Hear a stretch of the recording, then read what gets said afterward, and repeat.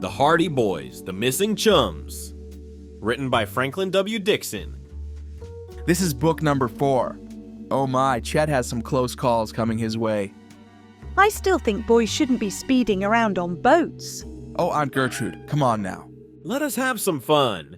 Oh, and this dramatized audiobook was produced by BodeeBooks.com. And it is copyrighted too, so don't do anything fishy, or we might have to investigate you.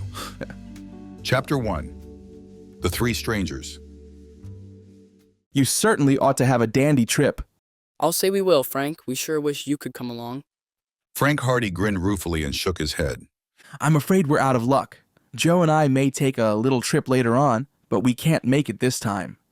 Just think of it. Said Chet Morton, the other speaker. A whole week motorboating along the coast. We're the lucky boys, eh, Biff? Biff Hooper, at the wheel of his father's new motorboat, nodded emphatically. You bet we're lucky. I'm glad Dad got this boat in time for the summer holidays. I've been dreaming of a trip like that for years. It won't be the same without the Hardy Boys, returned Chet.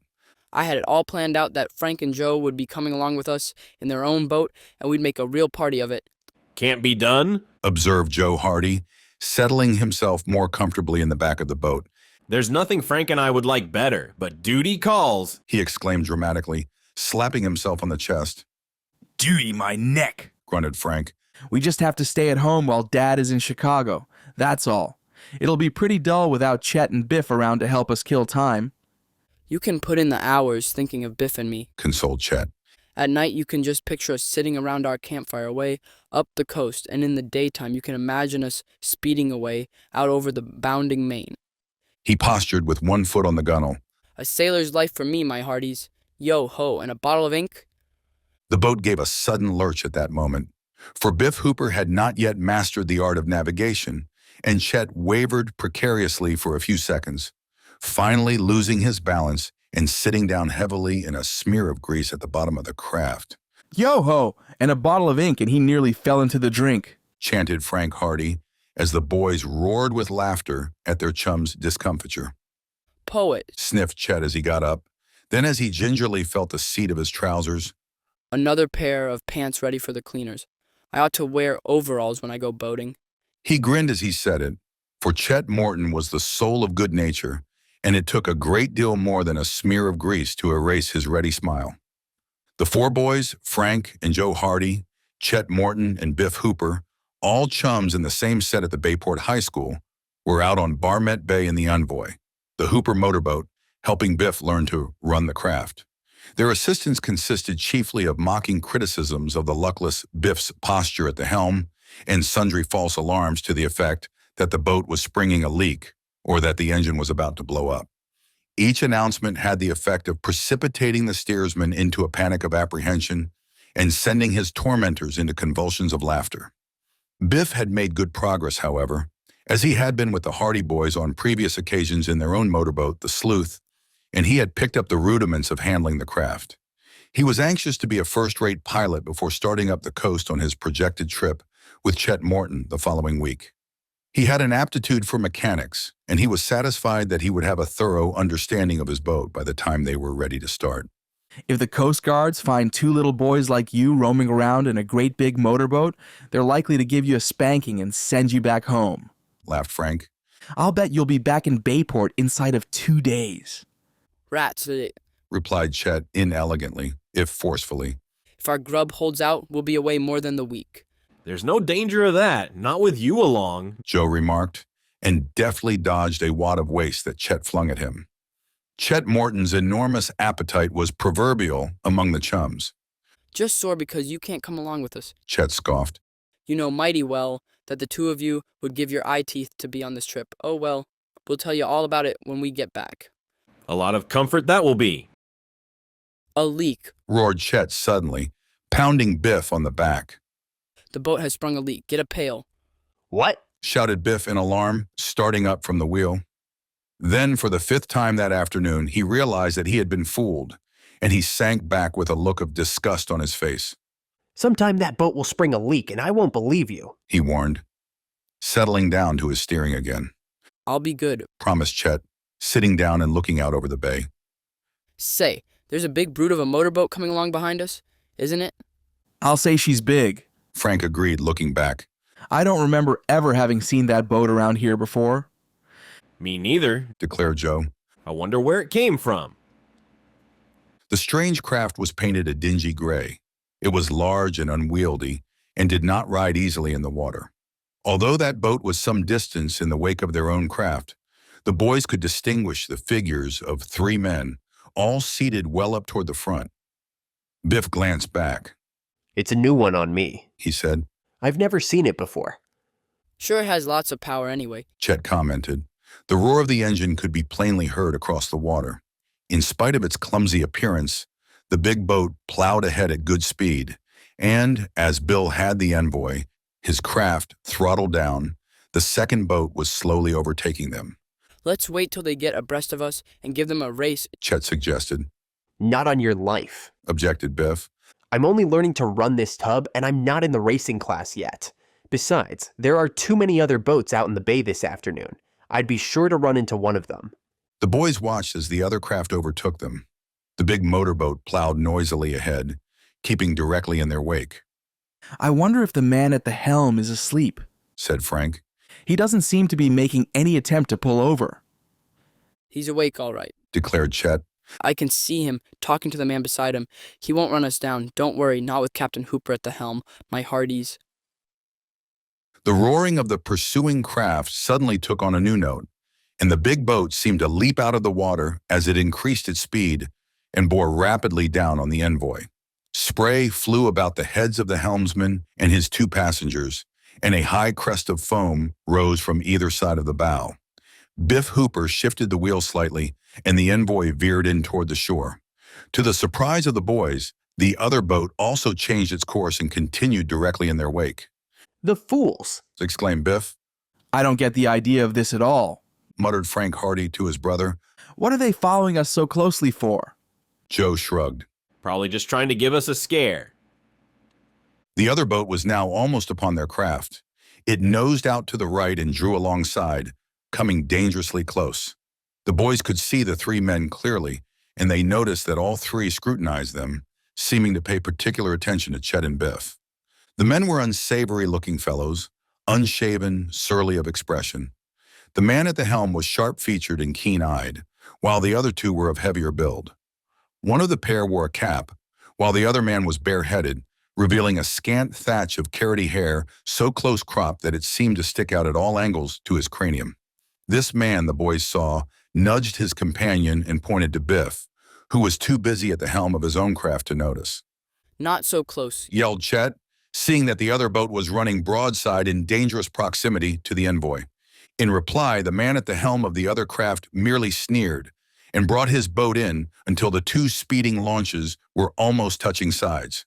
What's the idea? Joe shouted. Trying to run us down. Biff Hooper shifted the wheel so that the envoy would edge away from the other boat. And in this effort, he was successful, for a gap of water was soon apparent between the speeding craft. But in escaping one danger, he had risked another.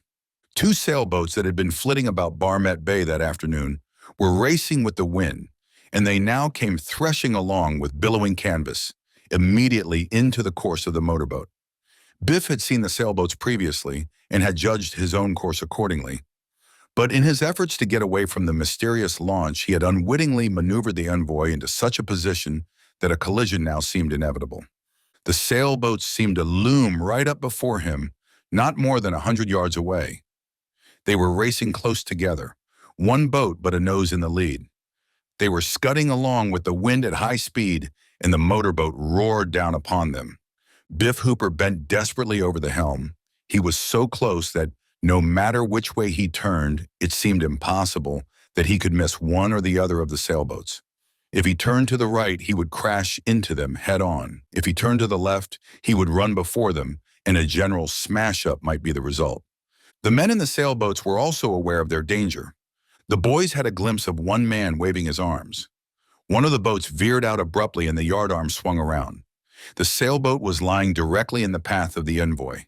The roaring of the engine, the threshing of the sails, the warning shouts of the boys, all created a confusion of sound. The white sails seemed to loom high above the speeding boat. A hideous collision appeared to be inevitable. Chapter 2. Quick thinking. Every second was precious. Frank Hardy realized the full extent of their peril, and in the same moment he realized the only way of averting it. Without a word, he sprang toward the helm, brushing Biff Hooper aside. In this emergency, Biff was helpless. Swiftly, Frank bore down on the wheel, bringing the boat around into the wind.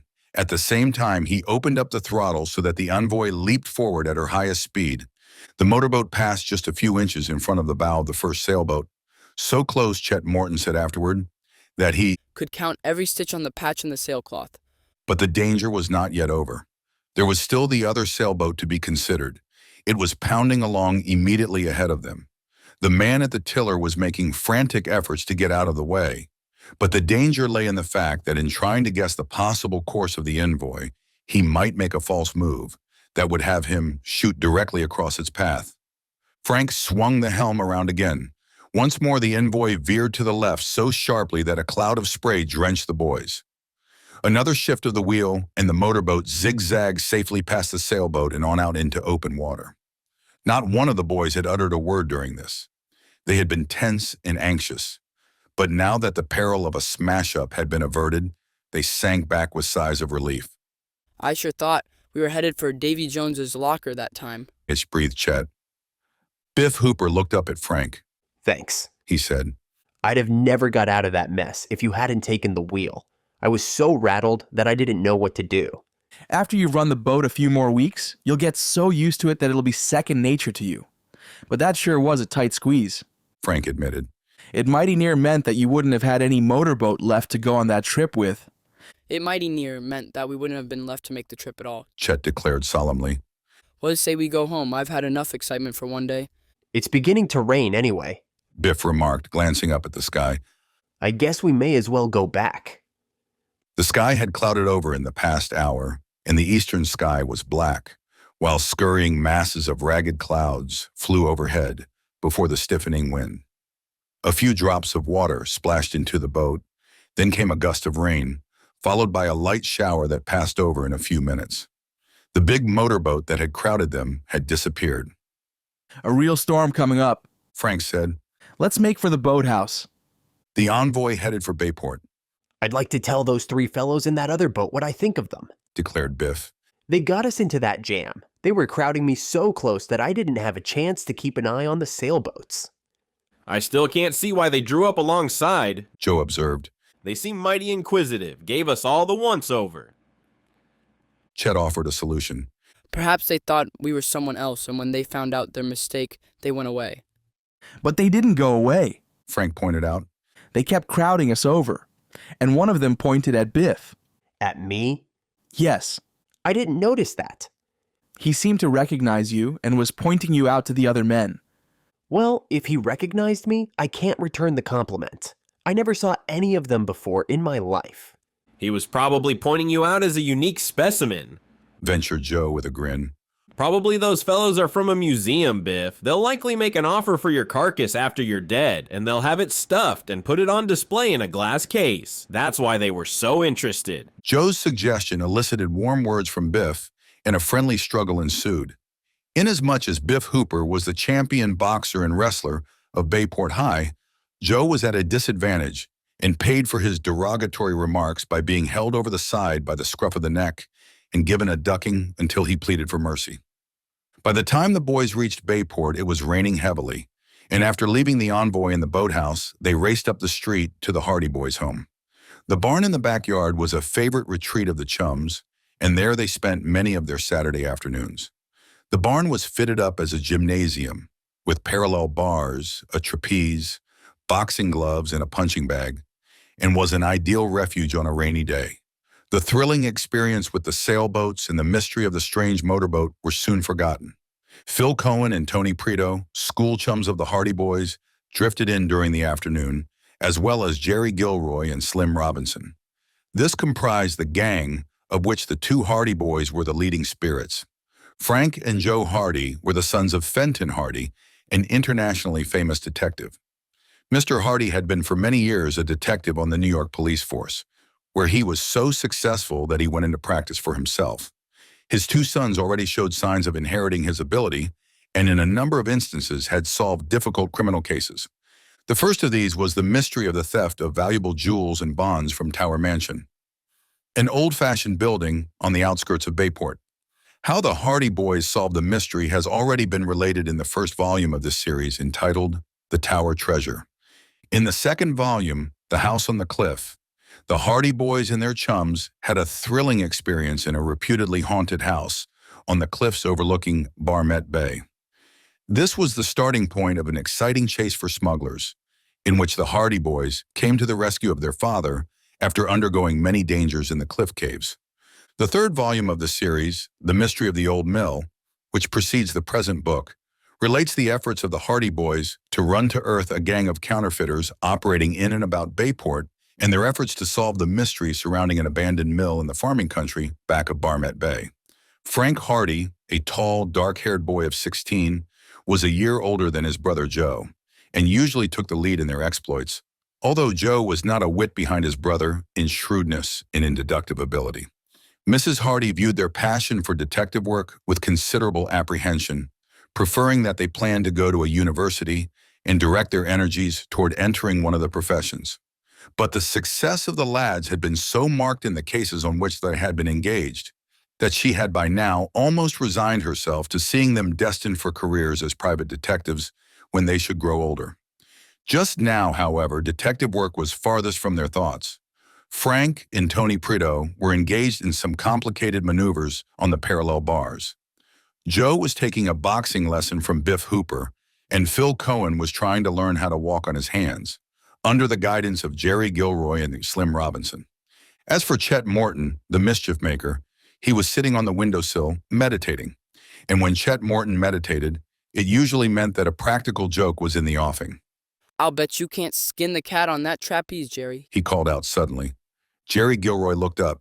Skin the cat? He said, Of course I can. Bet you can't. Bet I can. Can't. Can. Do it then. Watch me. As every boy knows, it Skinning the cat? is an acrobatic feat that does not necessarily embrace cruelty to animals.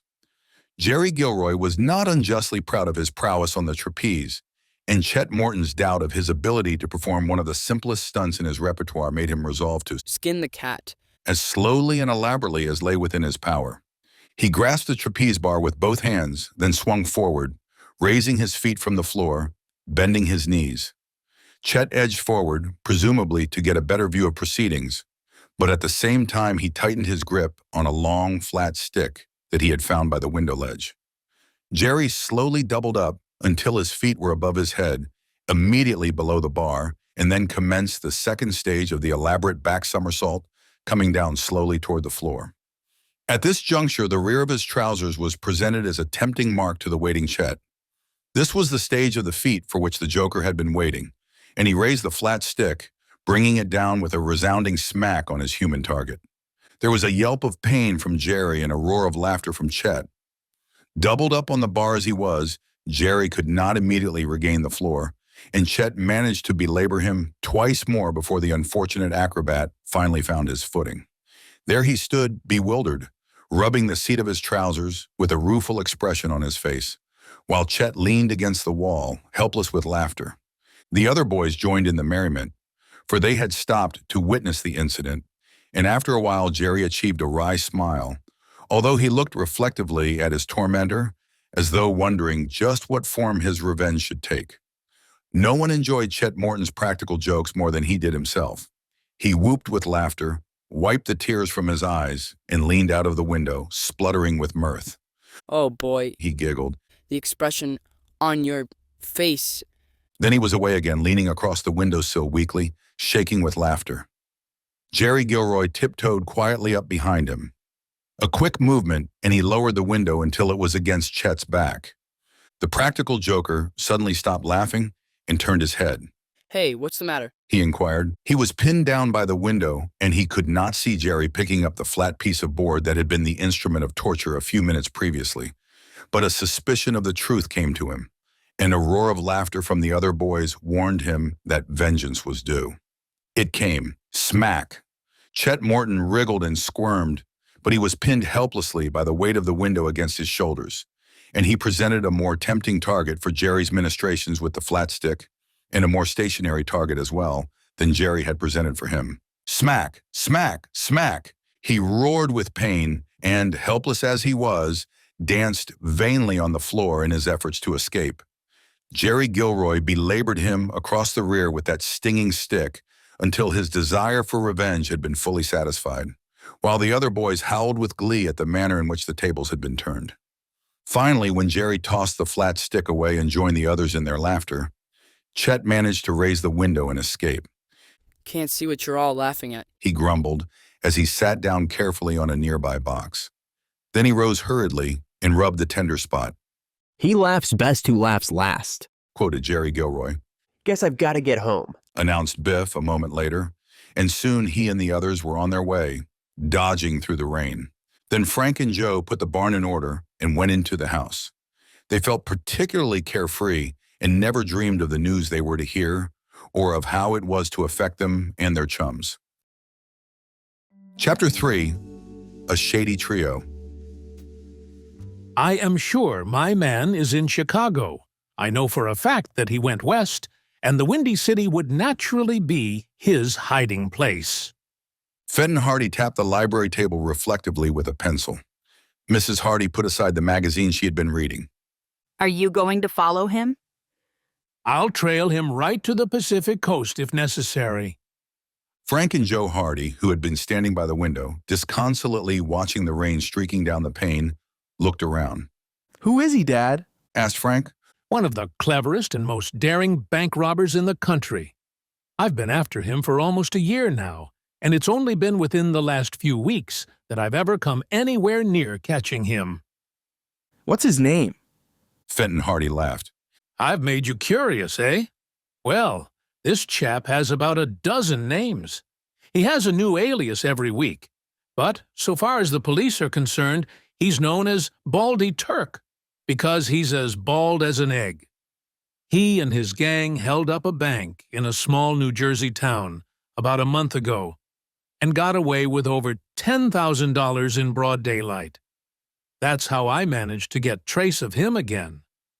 Even the police didn't know Baldy Turk was mixed up in the affair because he was wearing a wig that day, but he double-crossed one of the members of his gang out of his share in the loot. And that fella told the police, ventured Joe. Mr. Hardy shook his head. Not the police. He didn't dare go near them because he was wanted for 2 or 3 robberies himself. But he came to me and tipped me off as to where Baldy Turk could be found. He wanted revenge. I went to New York, where Baldy was in hiding, but evidently some of his friends knew I was on his trail and he disappeared before I could lay my hands on him. Where did he go then? Asked Frank with interest. He hid out on Long Island for a while, but I managed to pick up the trail again and went after him, but he was too smart for me. He got away in a fast automobile and took a couple of shots at me in the bargain. I managed to get the number of the car and traced it to Manhattan, and later found that Baldy Turk had left the East altogether. He bought a ticket to Cleveland, doubled back to Buffalo, and managed to shake me off. What makes you think he is in Chicago? Because another member of his gang went to Chicago just a week ago. So I imagine Baldy Turk was to meet him there. In any case, Chicago is a thieves' paradise, so it seems logical that Baldy Turk would make for there. and you're going after him? Gee, I wish I could go, declared Joe. Fenton Hardy smiled. It's no job for a boy, He said. Baldy Turk is a bad man with a gun. If I ever do find him, it will take some maneuvering to get the handcuffs on him, I'll tell you. Take. You'll be careful, won't you, Fenton? Said Mrs. Hardy anxiously. I'm always frightened whenever I know you're after one of these desperate criminals. I'll be as careful as I can, Laura. Promised her husband. But in my business, I have to take chances. Baldy Turk knows I'm after him, and he doesn't mean to be caught if he can help it. He or any of the men in his gang would shoot me on sight. There's a standing reward of $5,000 out for Baldy, and besides, the Bankers Association have promised me a handsome fee if I can get him behind the bars and break up the gang. I won't rest easy in my mind until you're back home safe. Mrs. Hardy declared. Don't worry about me. replied her husband, going over to her and patting her shoulder reassuringly. I'll get back safely, all right. And Baldy Turk will be in jail if I have to chase him all over the States. The boys will look after you while I'm away. You bet we will, Frank promised. I'm sorry it keeps you from going on that motorboat trip with Chet and Biff. Mr. Hardy remarked. Perhaps you can arrange another jaunt after I come back. We're not worrying about that, Dad. We don't mind staying at home. That's the spirit. Approved their father. When do you leave? Frank asked. I'm waiting for a letter from a friend of mine in Chicago. If he writes as I expect he will write, I should be away by the day after tomorrow. Then let Baldy Turk watch his step, Observed Joe. We'll both have to watch our step. Answered Mr. Hardy, smiling. If I don't get him, he'll probably get me. Well, I'm betting on you. Mrs. Hardy shook her head doubtfully, but said nothing. She knew that her detective husband had escaped death at the hands of desperate criminals many times in the course of his career, and there seemed to be no reason why he should not bring Baldy Turk to book, just as he had captured many other notorious criminals in the past. But this time she had a vague premonition of danger. She knew that her husband would laugh at her fears if she expressed them, so she remained silent. The rain had stopped, as Frank noticed when he glanced out the window again. It's clearing up. What say we go out for a spin, Joe? suits me. Let's go. Don't be late for supper. Warned Mrs. Hardy as the boys started out the door. We'll be in time. They promised, and the door closed behind them. The Hardy boys went out to the shed where they kept their motorcycles. Both Joe and Frank had machines given to them by their father, and in their spare time, they spent many hours speeding about the roads in and around Bayport. Their native city had a population of about 50,000 people and was on the Atlantic coast on Barmet Bay. There were good roads along both northern and southern arms of the bay, besides the state highway and the numerous country roads that led through the farming country back of Bayport. Chet Morton, whose father was a real estate dealer with an office in the city, lived on a farm some distance off the road along the north arm of the bay, Chet making the daily journey to school and back in a roadster that had been given to him by his father.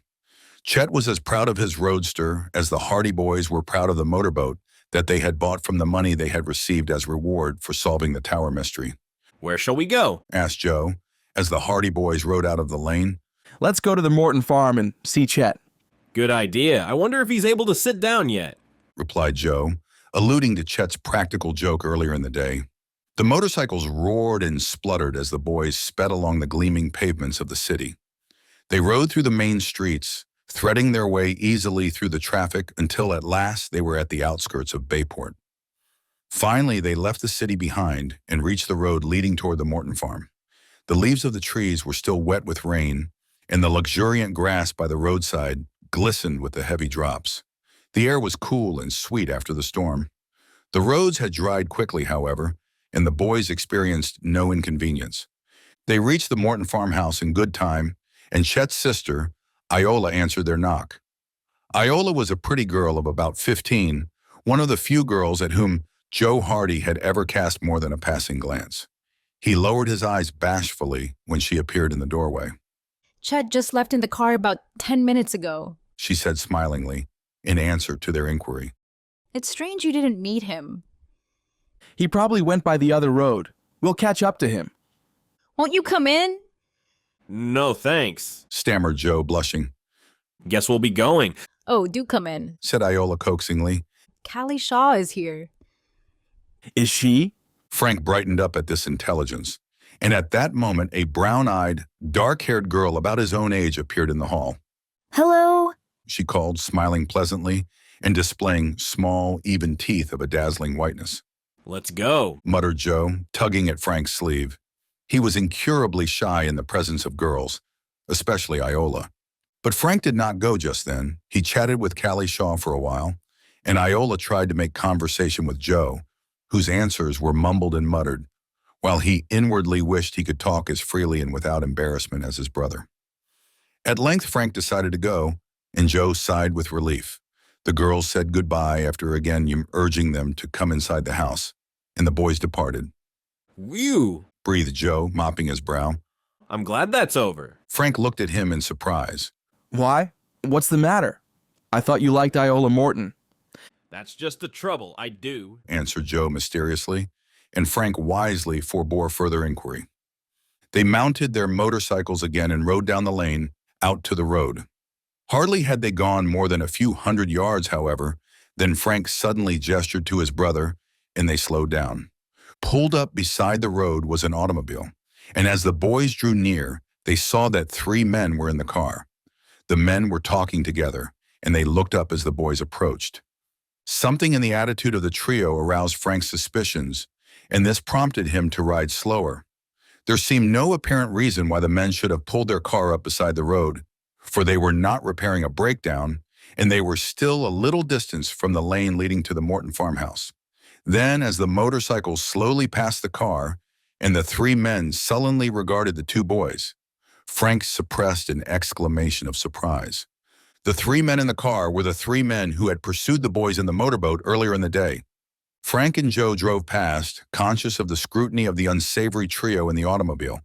The men did not speak, although Frank noticed that one of them drew his cap down over his eyes and muttered something to one of his companions. When they had gone by, Joe glanced back. The men were paying no further attention to them, but were leaning close together, evidently having resumed their interrupted conversation. There was something stealthy and secretive in their demeanor that was far from reassuring. Did you recognize them? Asked Frank when they were out of earshot. I'll say I did. The same gang that followed us in the motorboat. I wonder what they're up to. Up to no good by the looks of them. That's a queer place to park their car, so close to the Morton farm too. They look like a bad outfit to me, Remarked Joe. I'd like to know more about them. There was something funny about the way they chased us in the boat. And don't you remember how closely they looked at Chet and Biff? It seems funny to see them hanging around the farm. Well, they haven't done us any harm. I suppose it's none of our business, but I'd sure like to know what their game is. Let's find Chet and tell him. They increased their speed and before long overtook Chet Morton on the shore road. But Chet laughed at their fears. You're too suspicious, He said. They had probably just stopped to fix a tire when you came along. However, we'll go back to the farm and see if they're still on hand. But when the boys drove back to the Morton farm, they found that the mysterious trio in the automobile were no longer in sight. Chapter 4, The Send-Off. On Monday, Chet Morton and Biff Hooper set out on their motorboat trip up the coast. They were well equipped with provisions and supplies and had been up since 6 o'clock that morning getting the boat in readiness.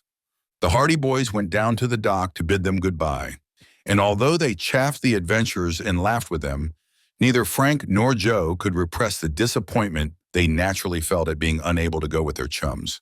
Chet was busy stowing away the last of the provisions, and Biff was tuning up the engine when the Hardy boys arrived. In a few minutes, Tony Prito, at the helm of his own motorboat, arrived on the scene with Jerry Gilroy and Phil Cohen. Then, down the dock, came tripping Iola Morton and Callie Shaw.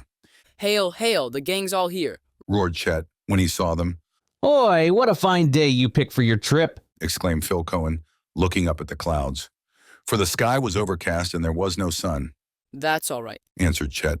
We made up our minds to start today, and we'd start if there was a thunderstorm on. Brave sailors. Mocked Callie Shaw with a smile, How long will you be away? shouted Frank, Until the grub runs out. That should be about next December. ventured Iola. It looks to me as if you have enough provisions there to last you a year. Not with Chet Morton on the trip, we haven't. Grunted Biff Hooper, looking up from the engine. We'll be lucky if it lasts us a week. I've seen him eat before. I'll do my share. Chet promised modestly. We should have had the city band down to give you a proper send-off. Joe Hardy remarked. It doesn't matter. We'll forgive you this time, but be sure and have the band here to welcome us when we come back. You'll be back by tomorrow night. Declared Iola. I know you. Why, I'll bet you'll both be just scared to green when darkness comes on. One night will cure you of sleeping in the open. Rats say, Replied Chet good-naturedly, I'm not afraid of the dark. Cut out the jawing and let's get started. said Biff Hooper. No use hanging around here. Are you ready? All set. Let's go then. Goodbye, everybody. Goodbye. Everyone shouted. Frank and Joe cheered. The girls clapped their hands, and the envoy slowly moved away from the dock, with Chet Morton and Biff Hooper waving to their chums. Tony Prito swung his motorboat around. "I'll go along with you to the end of the bay," he shouted. Frank glanced at Joe. Why didn't we think of that? It isn't too late yet. Let's get the boat. Would you and Iola care to come? Said Frank to Callie. We're going to get our boat and follow them down the bay a bit. Oh, that'll be great. Exclaimed Callie. I'd love to go. Wouldn't you, Iola? I'll say. Iola replied slangily. They hurried down from the dock and went along the roadway back of the boathouses until they came to the boathouse where Frank and Joe kept their craft. In a few minutes, the sleuth was nosing its way out into Barmet Bay. But already Chet and Biff were a considerable distance in the lead. We'll have to step on it, said Joe.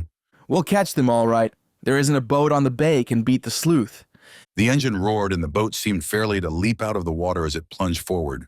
Spray dashed over the bows as the fleet launch headed out in pursuit of the others. Frank glanced at the sky. Biff and Chet had certainly chosen a bad day for their departure. The sky had been none too promising at dawn, but now it was clouding over with every promise of a downpour, and there was a heavy cloud on the horizon.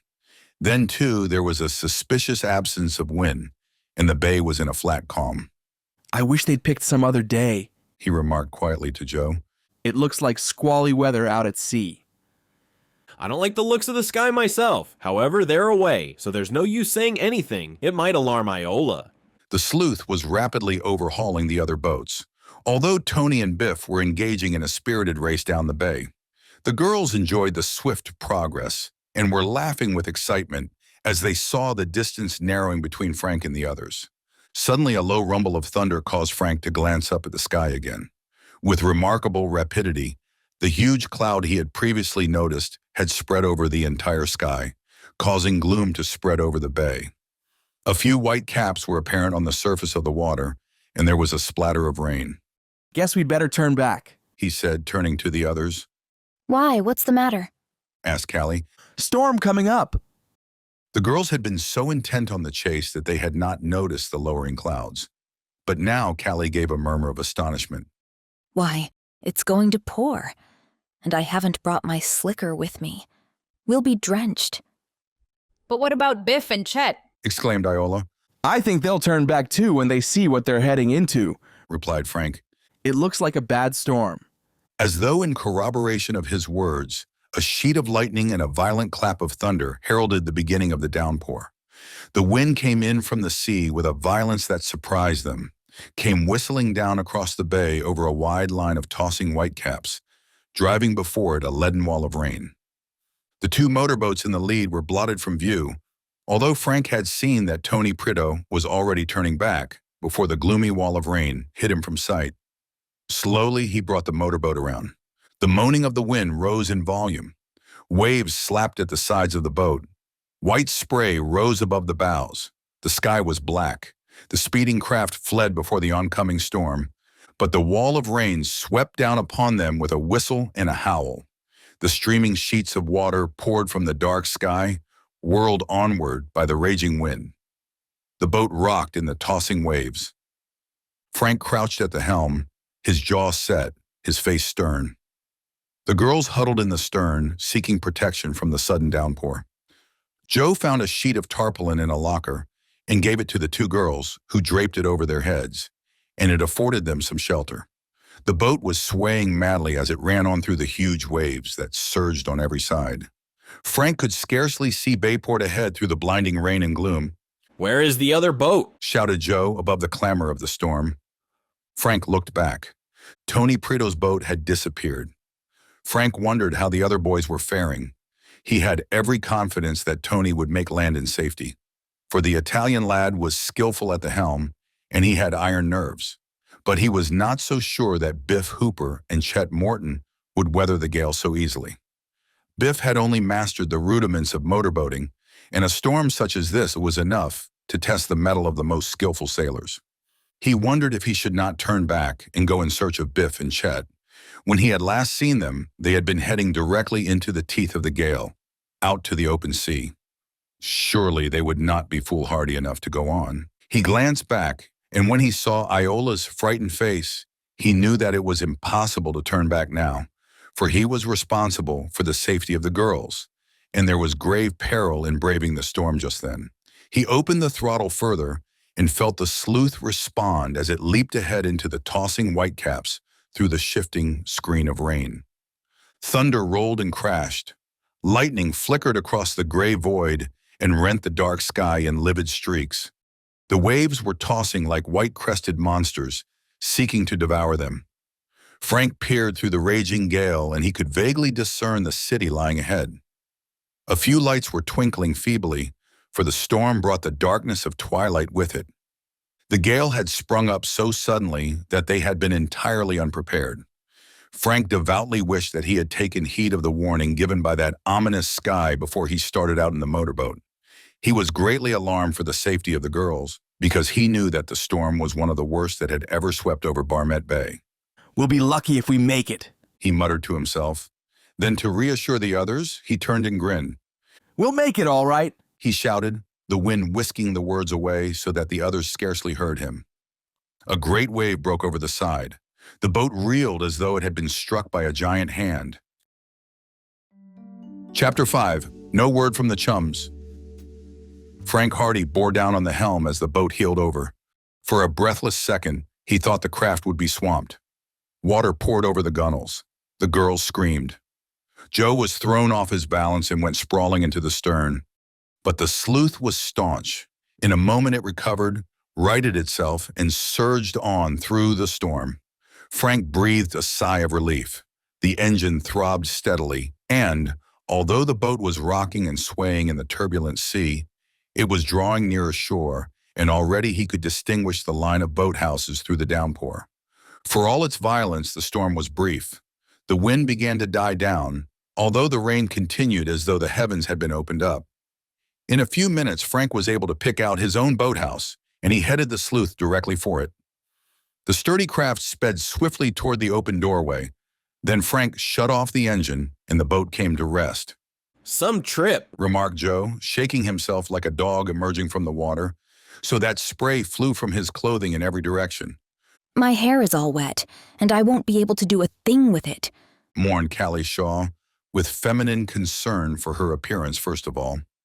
In spite of the shelter afforded by the tarpaulin, both girls were thoroughly drenched.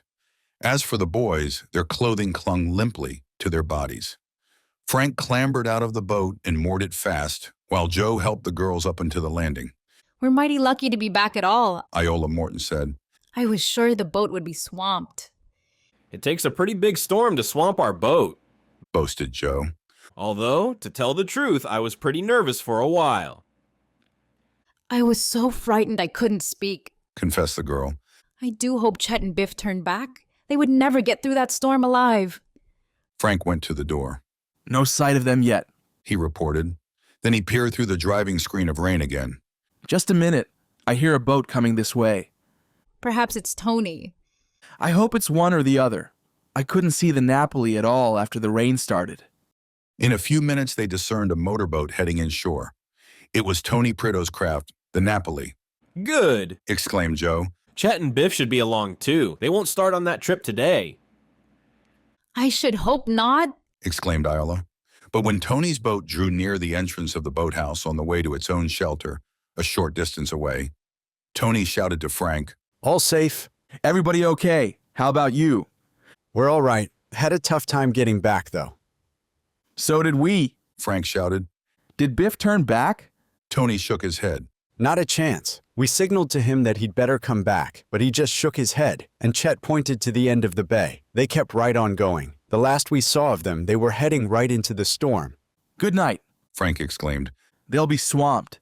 They're taking an awful chance. Oh well, perhaps they gave in after all. They may have headed in toward one of the villages along the shore. They'll probably be back. Let's hope so, exclaimed Iola. I won't have a minute's rest until I'm sure they're safe.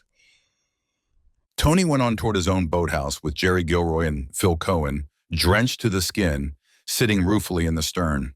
The Hardy boys and the two girls left the boathouse and were fortunate enough to meet a school chum who happened to be driving past in his car. So they drove home in shelter from the rain. Frank and Joe got off at their home after the chum had volunteered to drive the girls home. And I'll make it snappy too, he promised. I guess you're in a hurry to get into dry clothes. I feel like a drowned rat, declared Callie. and I suppose I look like one too. After the others drove away, the Hardy boys went into the house and made a complete change of clothes so that 15 minutes later, in dry garments, they were feeling at peace with the world. When they went downstairs again to tell their parents of the adventure they had just experienced, they found Mr. Hardy just snapping the catch of his club bag while a packed suitcase stood nearby. Going away now? They asked in surprise. Off to Chicago. I just got a fresh clue as to Baldy's whereabouts. He's there all right, is he? The detective nodded. I'll just have time to catch this train. Mrs. Hardy entered the room at that moment. I telephoned for a taxi. Her face was troubled. I do wish you didn't have to make this journey, Fenton. Mr. Hardy laughed. You've never worried about me so much before, Laura. I've gone away on cases as bad as this dozens of times without causing you as much anxiety. I know, but somehow I have a feeling that this case is a good deal more dangerous than any of the others. I'll be back in a few days, never fear. Mr. Hardy turned to his sons. Look after your mother while I'm away, boys. Don't let her get worried. There's nothing to be worried about, Dad. You'll get your man all right. Mrs. Hardy shook her head. You will be careful, won't you, Fenton? From what you've told me of this Baldy Turk, I imagine he wouldn't stop at anything if he thought you were going to catch him. He's a pretty tough character, but I guess I can handle him, said the detective lightly. Well, here's my taxi. I'll have to be going. Goodbye. He kissed his wife, shook hands with the boys, then picked up his suitcase and club bag and departed. From the front doorway, they watched him clamber into the waiting taxi. He waved at them as the car got underway. Then it went speeding out of sight along the shimmering pavement. Mrs. Hardy turned away. I expect he'll think I'm foolish for worrying so much about him this time. But I have a queer sort of feeling that this Baldy Turk is the most dangerous criminal he has ever had to deal with. He'll deal with him, Mother, declared Frank with conviction. Trust Dad to know what he's doing. He'll clap the handcuffs on Baldy Turk in no time. There's nothing to worry about. Well, I hope you're right, she replied.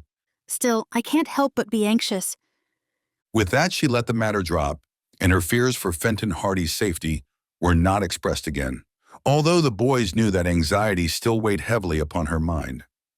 By evening, however, she appeared to be in better spirits, and the boys did their best to amuse her and make her forget their father's absence and his perilous errand. Next day, the boys went down to the boathouse where Biff Hooper kept the envoy, but there was no sign of the craft. The storm of the previous day had lasted well into the afternoon, and there had been no doubt in their minds but that Chet and Biff had set back for Bayport. But the absence of the motorboat indicated otherwise. Let's go up to Morton's farm and see if they did come back, Frank suggested. Iola was saying that Chet promised to send a postcard from the first village they stopped at. They were to have spent the night at Hawk Cove, and he said he'd drop a line from there so that his folks would know everything was all right. Hawk Cove was a small fishing village on the coast, and, under normal conditions, Chet and Biff should have reached the place early the previous evening. A postal card would have caught the morning mail to Bayport. Let's go then, Frank said. If they went on to Hawk Cove and wrote from there, we'll know that everything is all right. I'm with you. The Hardy boys brought their motorcycles out of the shed and drove out toward the Morton farm. They made speed on the run because both were anxious to learn if anything had been heard of their chums. But when they reached the farmhouse and saw Iola's worried face as she greeted them at the door, they knew without being told that no word had been received from Chet. They didn't turn back, said Iola almost tearfully. We waited all afternoon and evening expecting Chet back, but he didn't come. They must have gone straight ahead into the storm. Did the postcard come? Asked Joe. She shook her head. We haven't heard from him at all, and Chet promised faithfully he'd write to us from Hawk Cove. The card should have been in the morning mail. Chet always keeps his promises. I'm so afraid something dreadful has happened. Oh, there's no need to be alarmed, consoled Frank. Perhaps the storm delayed them, so that they didn't reach Hawk Cove until it was too late to catch the mail. Or perhaps they stopped off at one of the other fishing villages down at the entrance to the bay. A dozen things might have happened. You'll probably hear from him tomorrow. Or tonight, perhaps. That storm was too terrible, declared the girl. They should never have gone on. They should have turned back when the rest of us did. I guess they didn't want to turn back once they had started, ventured Joe. Biff doesn't like to admit he's licked. Neither does Chet. The girl replied. They're both headstrong, and I guess they thought we'd make fun of them if they had to come back to Bayport and start over again. Well, we'll be back tomorrow. I'm sure you'll hear from him by then, said Frank reassuringly. And if we hear anything, we'll let you know. Please do. The Hardy boys walked back to their motorcycles. When they were out of hearing, Frank remarked in a low voice, I don't like the looks of this at all. I'm beginning to think something has happened. Chapter 6. Missing. No word came from Chet Morton or Biff Hooper the following day. Although the parents of the chums tried to allay their fears by assuming that the lads had not stopped off at Hawk Cove after all, or had neglected to write, as is the way of boys the world over, when 3 days passed without further news, the situation became serious. They were wrecked in that storm, I know it, declared Iola Morton with conviction when the Hardy boys called at the farmhouse on the third day. Mother is almost frantic, and Daddy doesn't know what to do. It isn't like Chet to make us wait this long for some word of where he is, particularly when he knew we'd be anxious. The Hoopers are terribly worried about Biff, Joe put in. We went over there last night to see if they had heard anything. Mr. Hooper had telephoned to nearly all the fishing villages up the coast, but none of them had seen anything of the boat. Iola turned pale. They hadn't seen the boat at all? Frank shook his head. Either the boys were wrecked or they were swept out to sea, said the girl. She turned away and dabbed at her eyes with a handkerchief. She was on the verge of breaking down. Oh, can't something be done to find trace of them? It's time we were getting busy, Frank agreed. I think we'd better organize a searching party. With the motorboats? Asked Joe. Yes, we can take our boat. Perhaps Tony Prito will be able to come along with the Napoli, and we'll get the rest of the fellows. We can cruise along the bay and up the coast, and perhaps we'll find some trace. Will you do that? Asked Iola, brightening up. Oh, if you only will. At least we'll know that someone is searching for them. I've been thinking that possibly their boat got wrecked, and they were washed up on an island, or on some part of the coast a long way from any village, Frank observed. I don't think they've been drowned. They are both good swimmers, and it would take a lot to kill either of them. Well, if we're going to go, we may as well get started. All right, Joe. We'll take some grub with us and count on staying until we find some trace of them. Perhaps 2 or 3 days. A sudden thought struck Joe. How about Mother? Frank whistled. Man, I'd forgotten, but perhaps she can get someone to stay with her. Seeing it isn't a pleasure trip we're going on, she might let us go. Oh, I hope she does, exclaimed Iola. As long as we know you boys are out searching for Chet and Biff, we'll be a lot easier in our minds. Well, let's go back home and see what arrangements we can make, Frank said briskly. The sooner we get away, the better. The lads mounted their motorcycles and turned toward the city. The idea of organizing a searching party for the missing chums had occurred to Frank previously, but he had been waiting, hoping against hope that some word might be received regarding the two boys. The fact that Mrs. Hardy would be left alone at home had been the one circumstance that had prevented him from starting out in search of the chums before this. But now the situation seemed to warrant action at all costs. If Mother is afraid to stay at home alone, I guess the trip is off, he said to Joe. But when she knows how serious it is, I don't think she'll mind. I don't like to leave her alone myself, replied Joe. But someone has to organize a searching party. I've been more worried about Chet and Biff than I'd like to admit. Me too. When the lads returned to the house, they found Mrs. Hardy opening the morning mail. She had a letter in her hand as they entered the living room, and she glanced up with a smile of pleasure. We're going to have a visitor. Who? Your Aunt Gertrude. Frank glanced at his brother. Well did they know their Aunt Gertrude. She was a maiden lady of middle age who spent the greater part of her life in a sort of grand circuit series of visits to all her relatives, far and near. Aunt Gertrude had no fixed place of abode. Accompanied by numerous trunks, satchels, and a lazy yellow cat by the name of Lavinia, she was apt to drop in at any time in the course of a year, briskly announcing her intention of remaining for an indefinite stay. Then she would install herself in the guest room and proceed to manage the household until the hour of her departure. Aunt Gertrude was formidable. Her word was law, and because she was possessed of a small fortune and a sharp tongue, none dared offend her. Relatives had discovered that the best plan was to suffer her visits in silence and pray for her speedy departure. Now she was coming to visit the Hardys. Aunt Gertrude is coming? Isn't that great? Exclaimed Joe. Mrs. Hardy looked at her son suspiciously. The Hardy boys had never been known to evince much enthusiasm over Aunt Gertrude's visits before. The worthy lady had a habit of regarding them as though they were still in swaddling clothes, and she invariably showed a tendency to dictate as to their food, their hours of rising and going to bed, their companions, and their choice of literature. Many a Sunday afternoon she had thrust on them a weighty volume of Pilgrim's Progress and sat guard over them as they miserably strove to pretend an interest in the allegorical adventures of Bunyan's hero. I didn't think you cared for Aunt Gertrude, ventured Mrs. Hardy when she saw that both Frank and Joe were beaming with satisfaction. When will she be here? This afternoon, according to her letter. She never gives one a great deal of notice. She couldn't have come at a better time. For once in her life, Aunt Gertrude will be useful, Frank declared. And with that, he told his mother of their desire to organize a searching party for the missing chums. Mrs. Hardy had been deeply concerned over Chet and Biff since their departure from Bayport, and now she agreed that a search should indeed be conducted. And now that Aunt Gertrude is coming, you won't be afraid to stay here alone, Joe pointed out. Mrs. Hardy smiled. And you'll leave me here all alone to the mercies of that managing woman? There's not much use having us all here. Aunt Gertrude will run things anyway, whether there's 3 of us or 100. Yes, I suppose so. Well, I shan't be afraid to stay here as long as Aunt Gertrude is in the house. I imagine any burglar would rather deal with a vicious bulldog.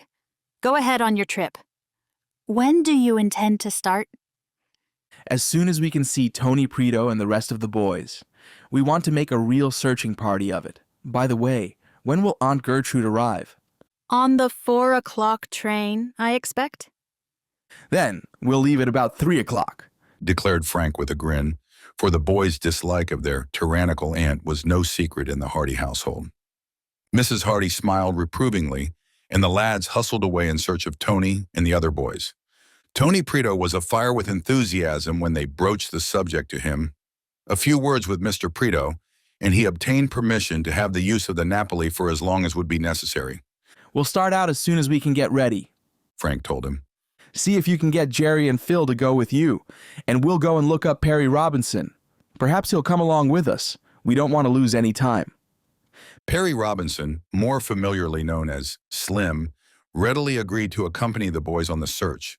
You bet I'll go, he declared. When do we start? 3 o'clock if we can be ready by then. Meet us at the boathouse and bring along some grub. I'll be there, promised Slim. The Hardy boys carried blankets and a small tent down to the boat and stowed them away.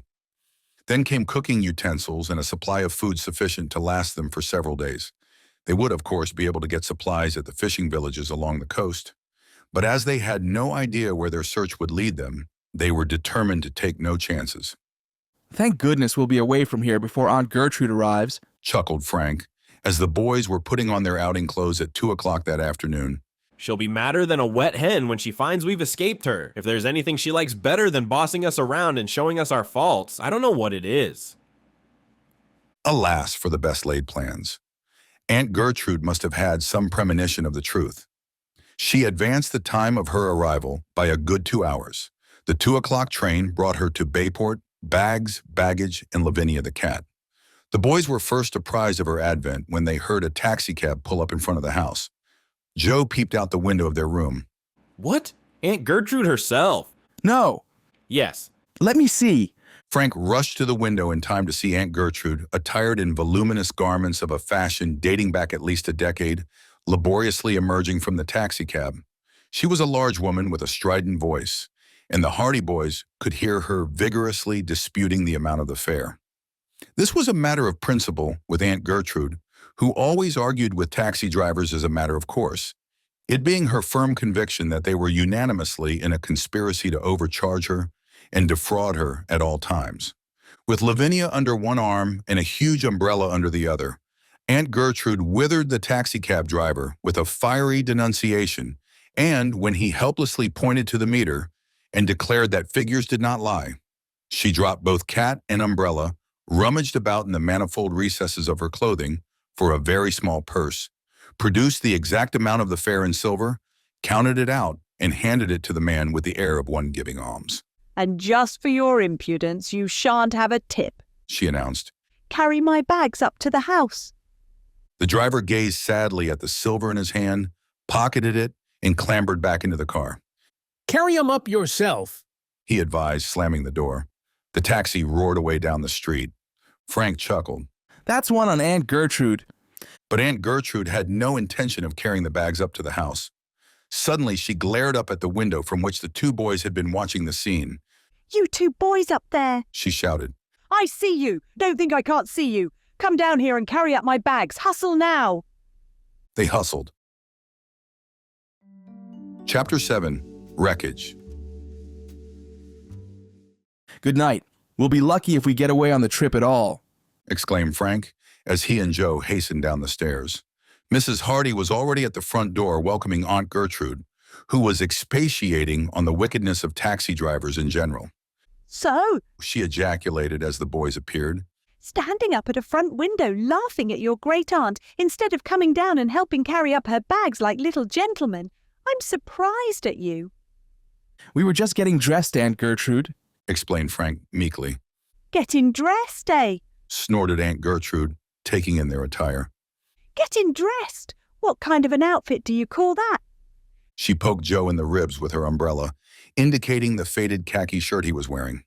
"Speak up, boy. What kind of an outfit is that? No necktie, holes in your trousers, shoes not shined." We were just getting ready to go on a boat trip, Aunt Gertrude, Joe explained.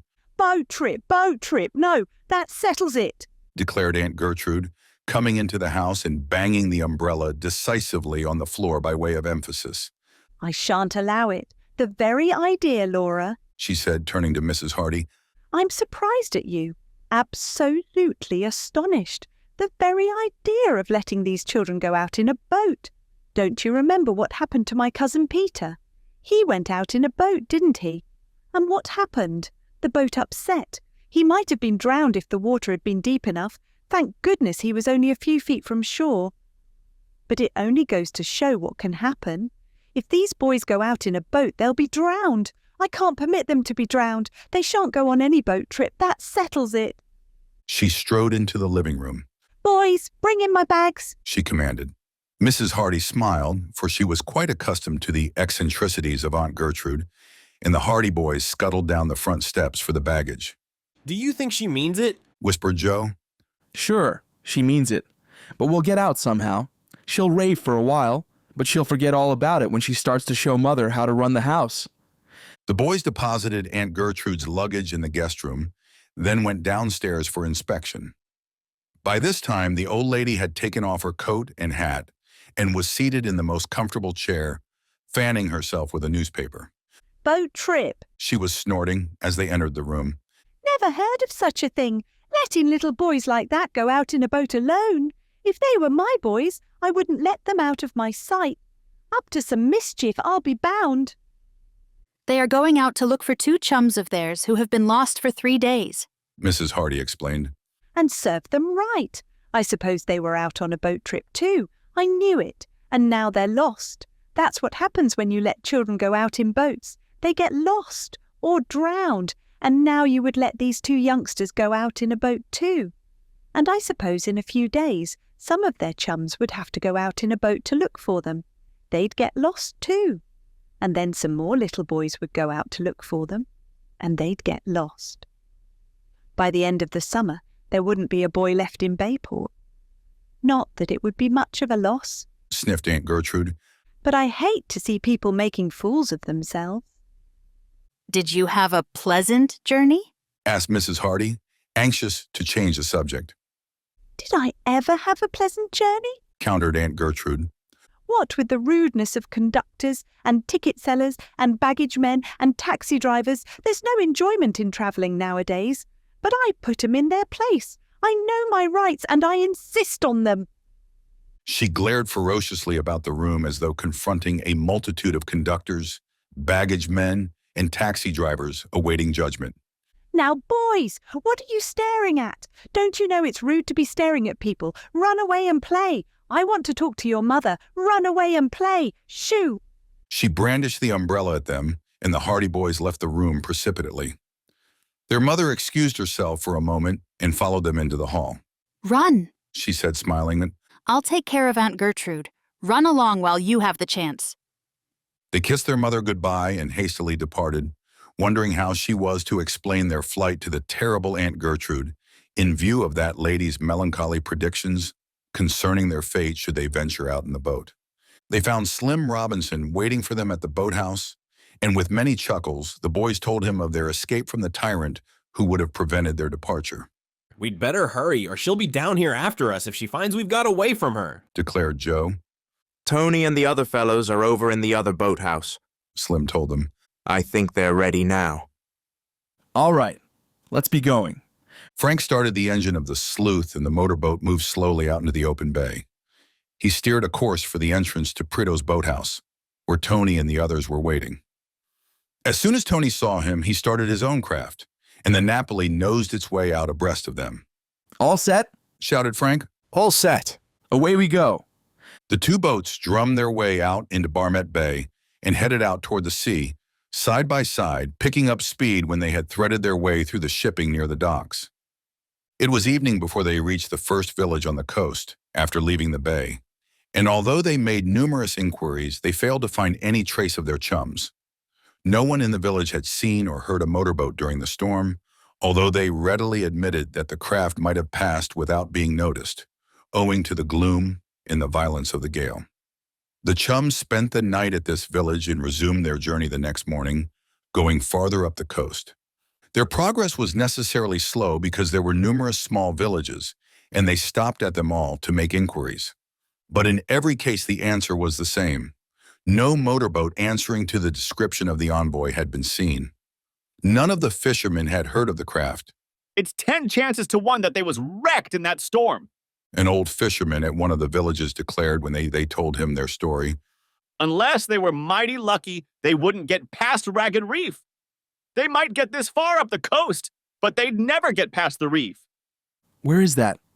Not far from here, up past the next point. Seems to me I heard one of the boys saying this morning that there was some wreckage on the reef yesterday. There's none of our boats missing from hereabouts, so maybe it's them young fellers. The two motorboats thereupon started for Ragged Reef. The lads were downhearted. They had little hope that they would ever find their two companions alive. The words of the old fisherman struck terror into their hearts. When they rounded the point, they saw the black and ominous line of Ragged Reef before them. A jagged and irregular series of rocks jutting above the surface of the water in the form of a huge semicircle. This was the reef on which the envoy might have come to grief. Fortunately, the day was calm, so that the searchers were able to venture more closely to the reef than they might have otherwise dared.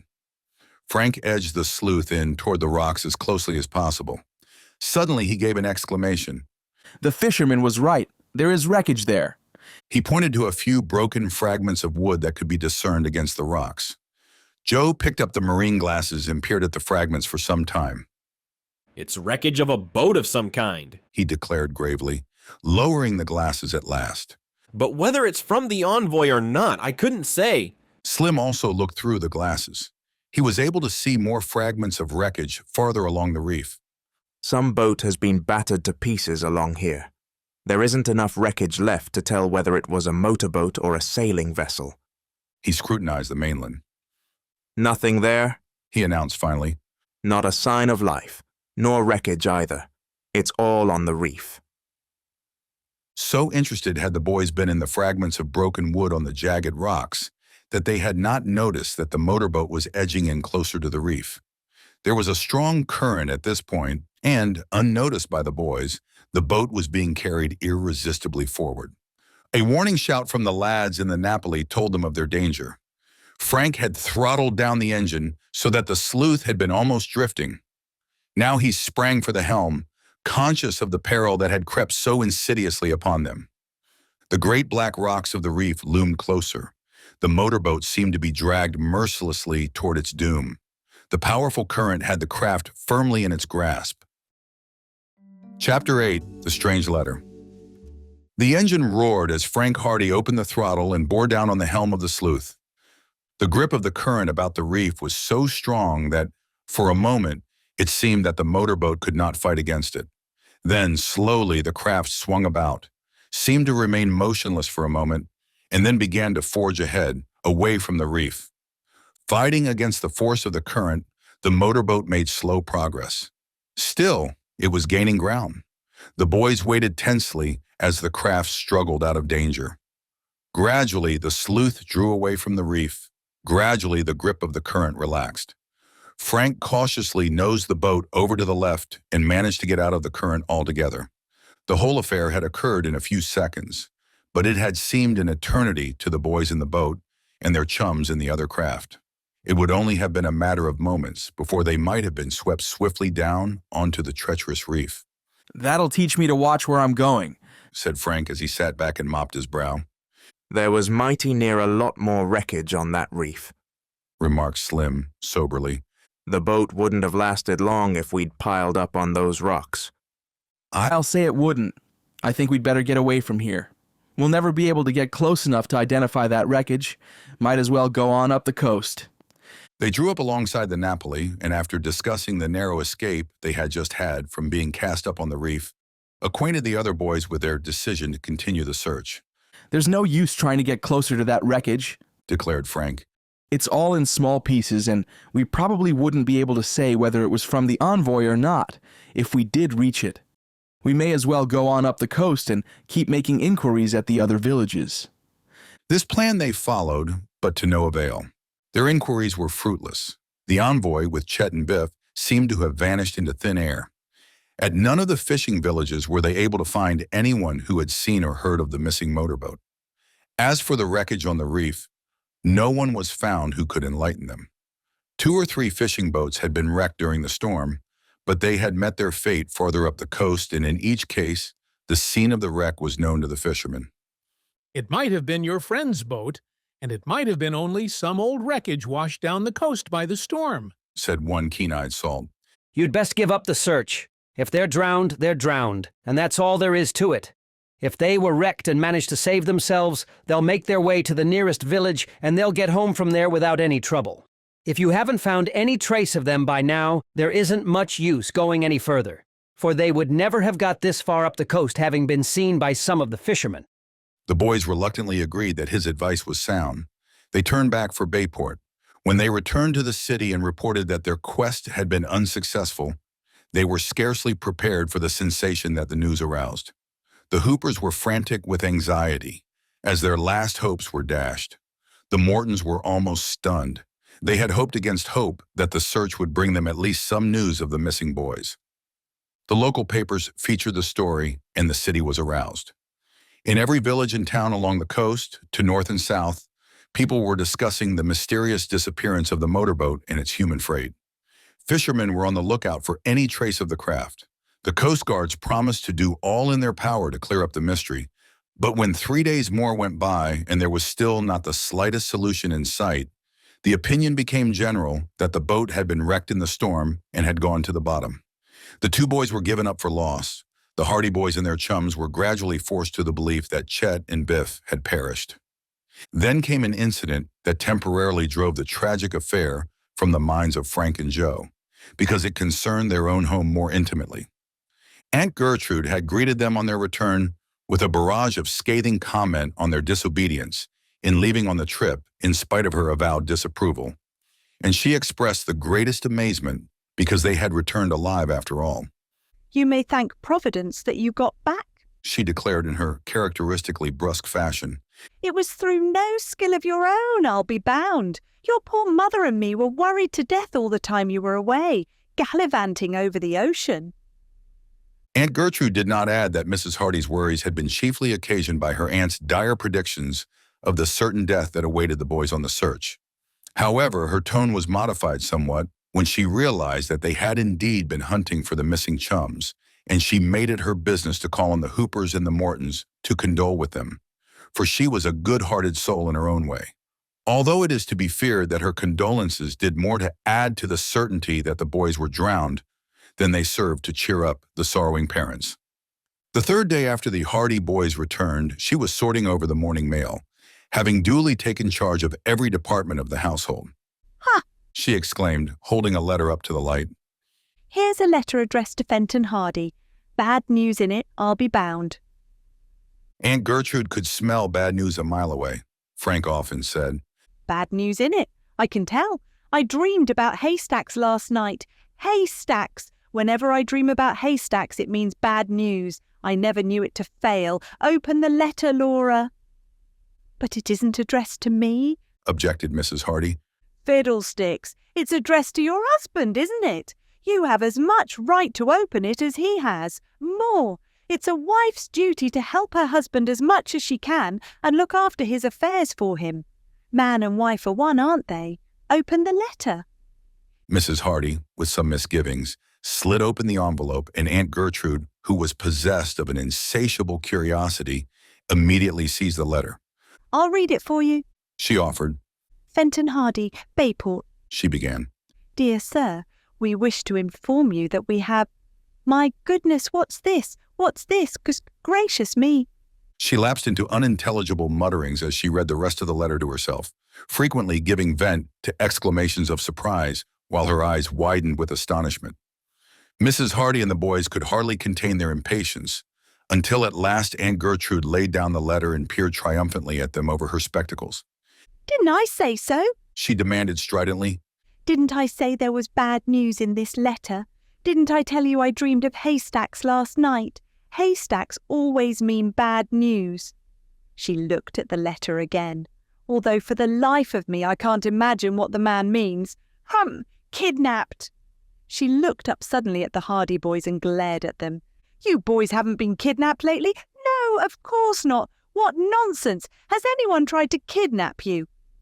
No, Aunt Gertrude, said Frank, utterly mystified. Then? Demanded Aunt Gertrude, pushing the letter across to Mrs. Hardy and folding her arms as though prepared to wait until doomsday for a satisfactory answer. What does this letter mean? Mrs. Hardy picked up the letter and read it aloud, while an expression of amazement crossed her face. Fenton Hardy, Bayport, ran the letter. Dear Sir, we wish to inform you that we are holding your 2 sons in a safe place, and that we will not return them to you unless you agree to the following conditions. You must pay us the sum of $5,000 as ransom. You must agree to refuse to give evidence in the Asbury Park bank robbery case, and you must further agree to give up your pursuit of our leader, Baldy Turk. These are our conditions.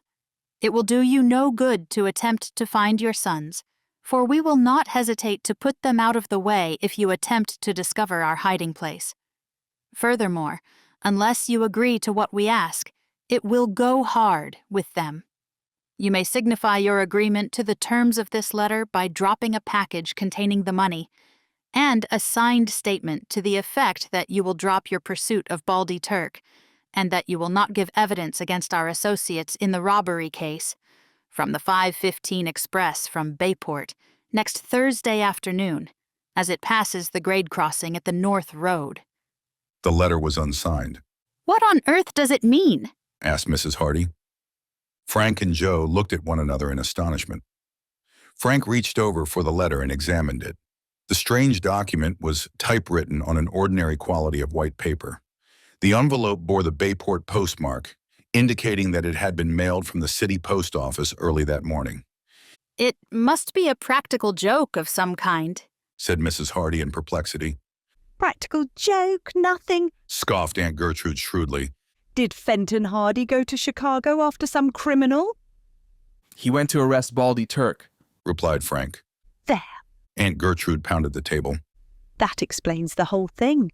The companions of this Baldy person sent that letter in the hope that it would bring Fenton Hardy back from Chicago by the next train.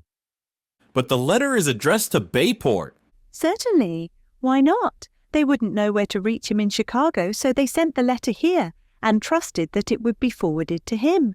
And if I hadn't been here, said Aunt Gertrude, it very probably would have been forwarded to him. Am I right?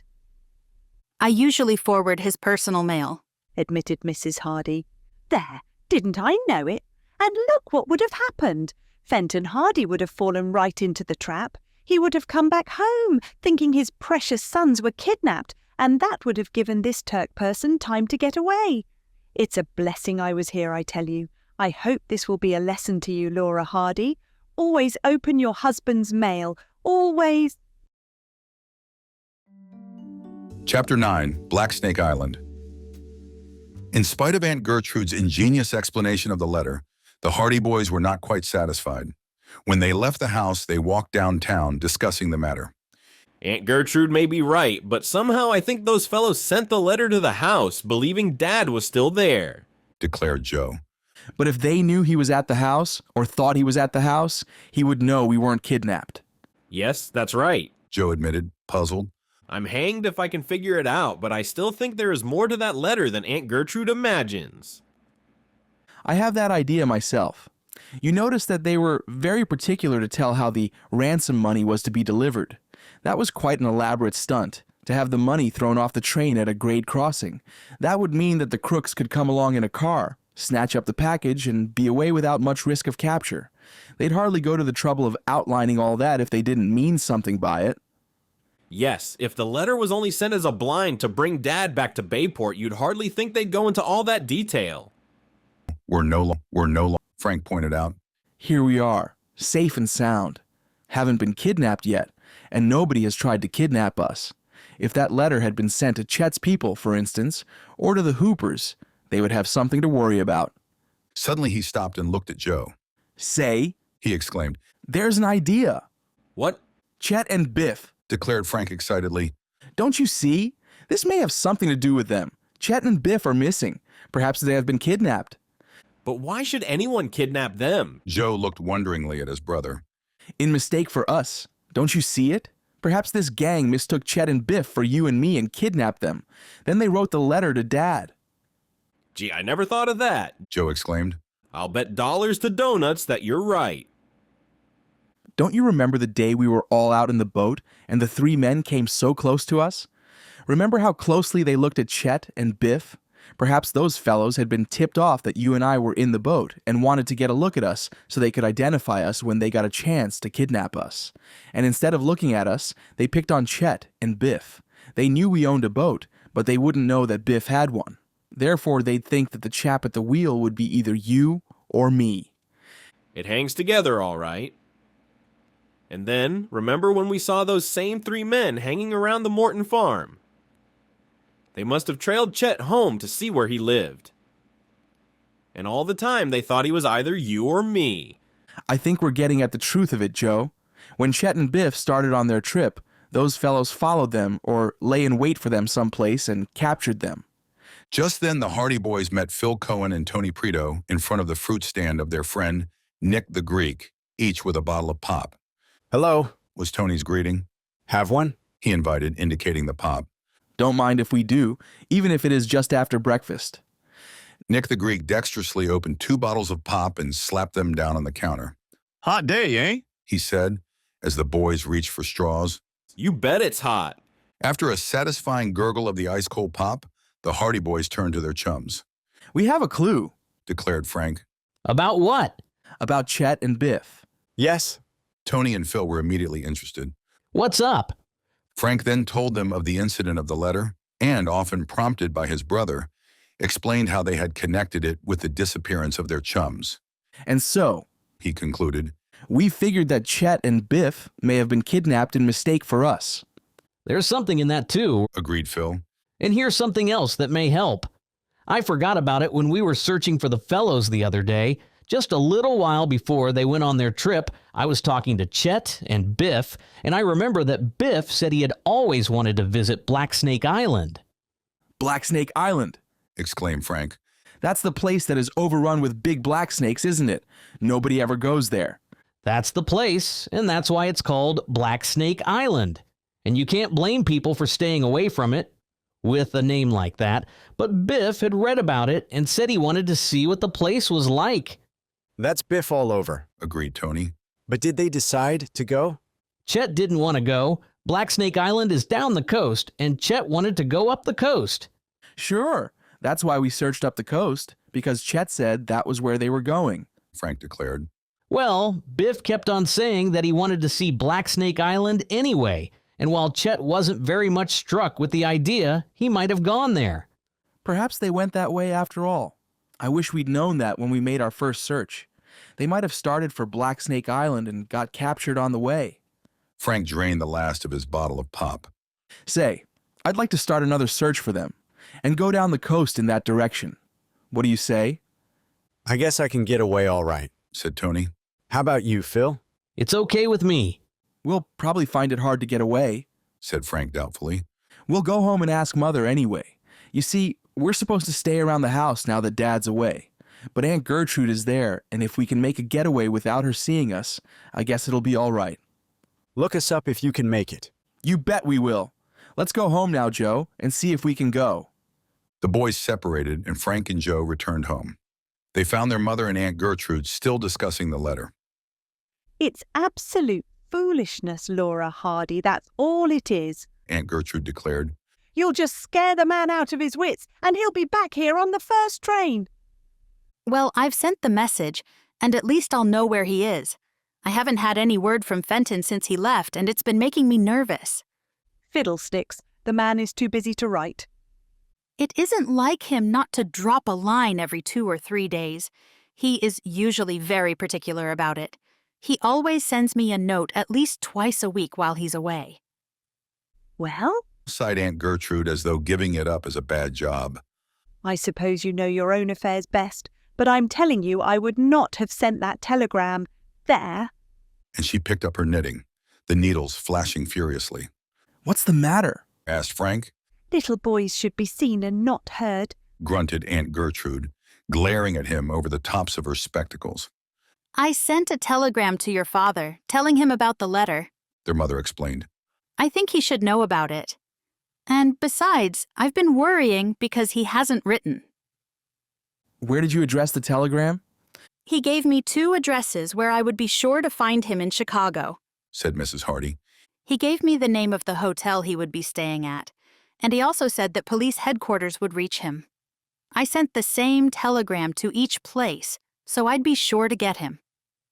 Waste of money, sniffed Aunt Gertrude. At that moment, the telephone rang. Mrs. Hardy answered it.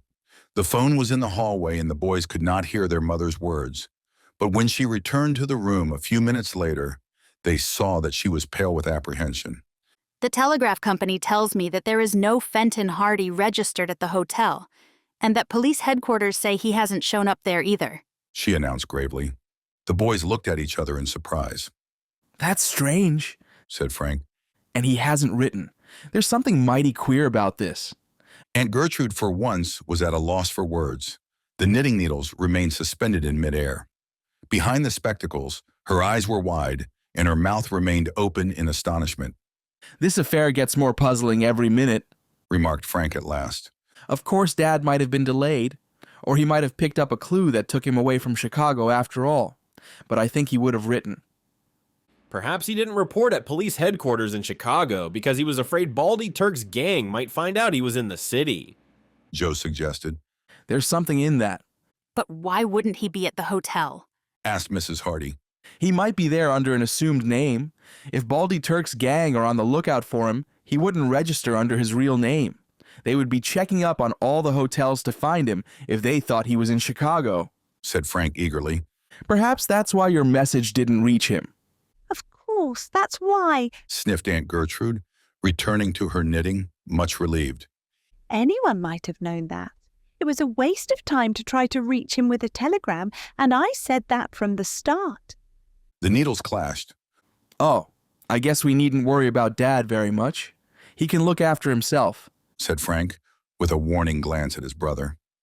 Nevertheless, he was deeply worried over the fact that the telegraph company had failed to locate his father. However, he was trying to make light of the matter so as to relieve his mother of worry.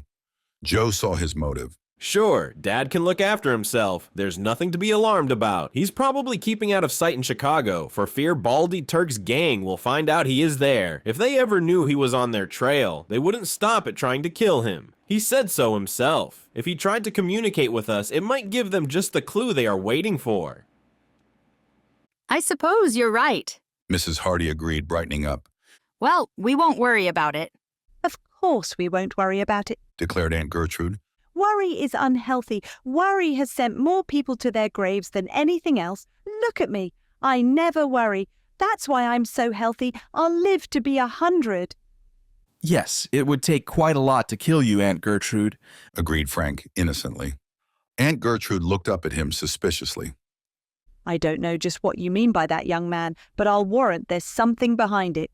What are you two rascals waiting around here for anyway? What do you want? We were just wanting to talk to Mother. Well, go ahead. Who's stopping you? I won't listen, I'm sure. If it's none of my business, you needn't be afraid that I'll listen. Not at all.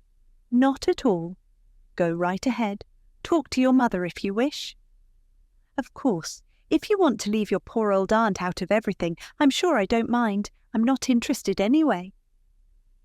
Whereupon Aunt Gertrude indignantly hitched her chair around toward the window and knitted vigorously. Go ahead. I'm not listening. Talk away. I won't listen to a word of it. She shrilled. Mrs. Hardy smiled, What is it, boys? I'm not listening, declared Aunt Gertrude. We think we found a new clue about Chet and Biff, said Frank. We wanted to go on another search for them. What? Shrieked Aunt Gertrude, quite forgetting that she had not been listening. She wheeled about in her chair.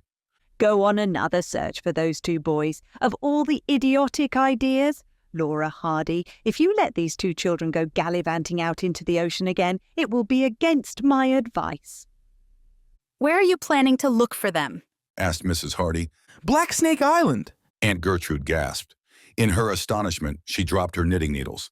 Blacksnake Island! Frank Hardy, have you gone completely off your head?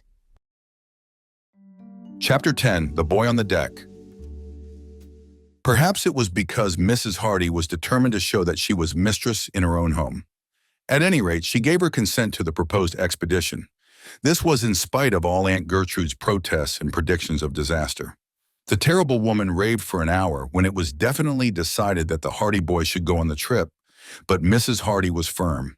If there was any chance that they might be able to rescue Chet and Biff, she meant that they should avail themselves of it.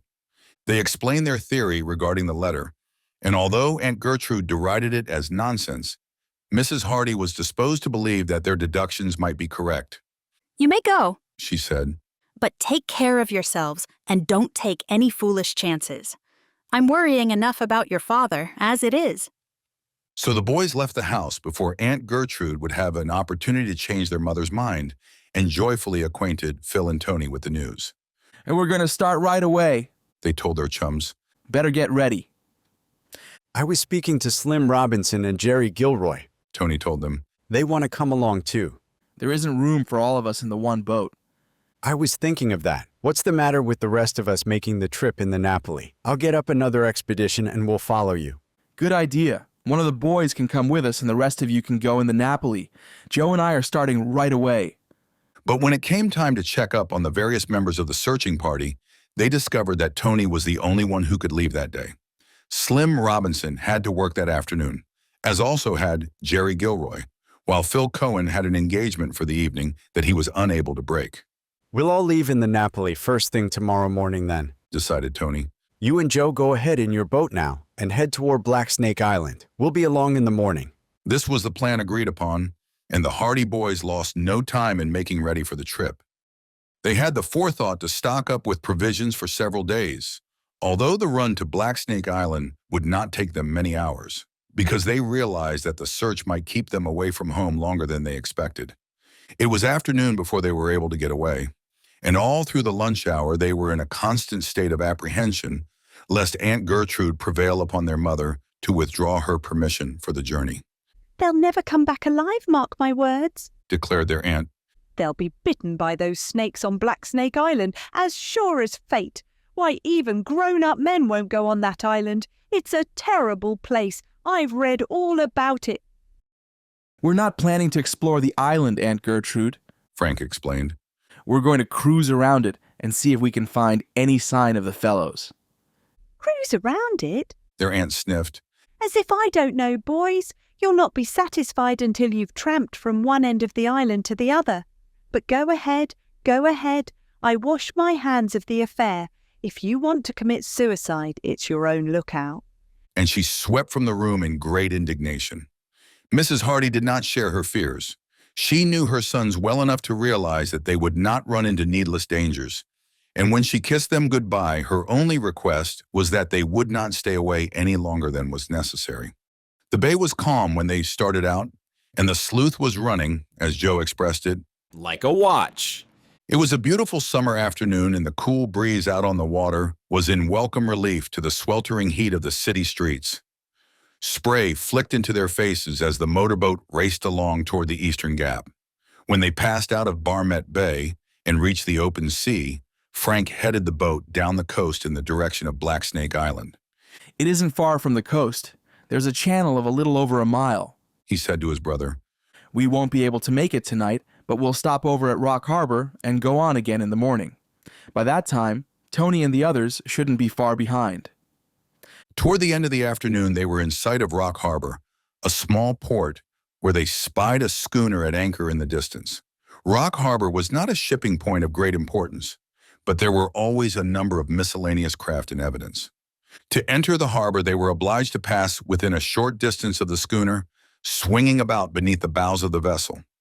As the sleuth plunged through the water, in the very shadow of the ship, Joe suddenly gave an exclamation of surprise. Frank, look up on deck, quick! Frank glanced hurriedly upward. He was just in time to see the figure of a boy moving away from the rail.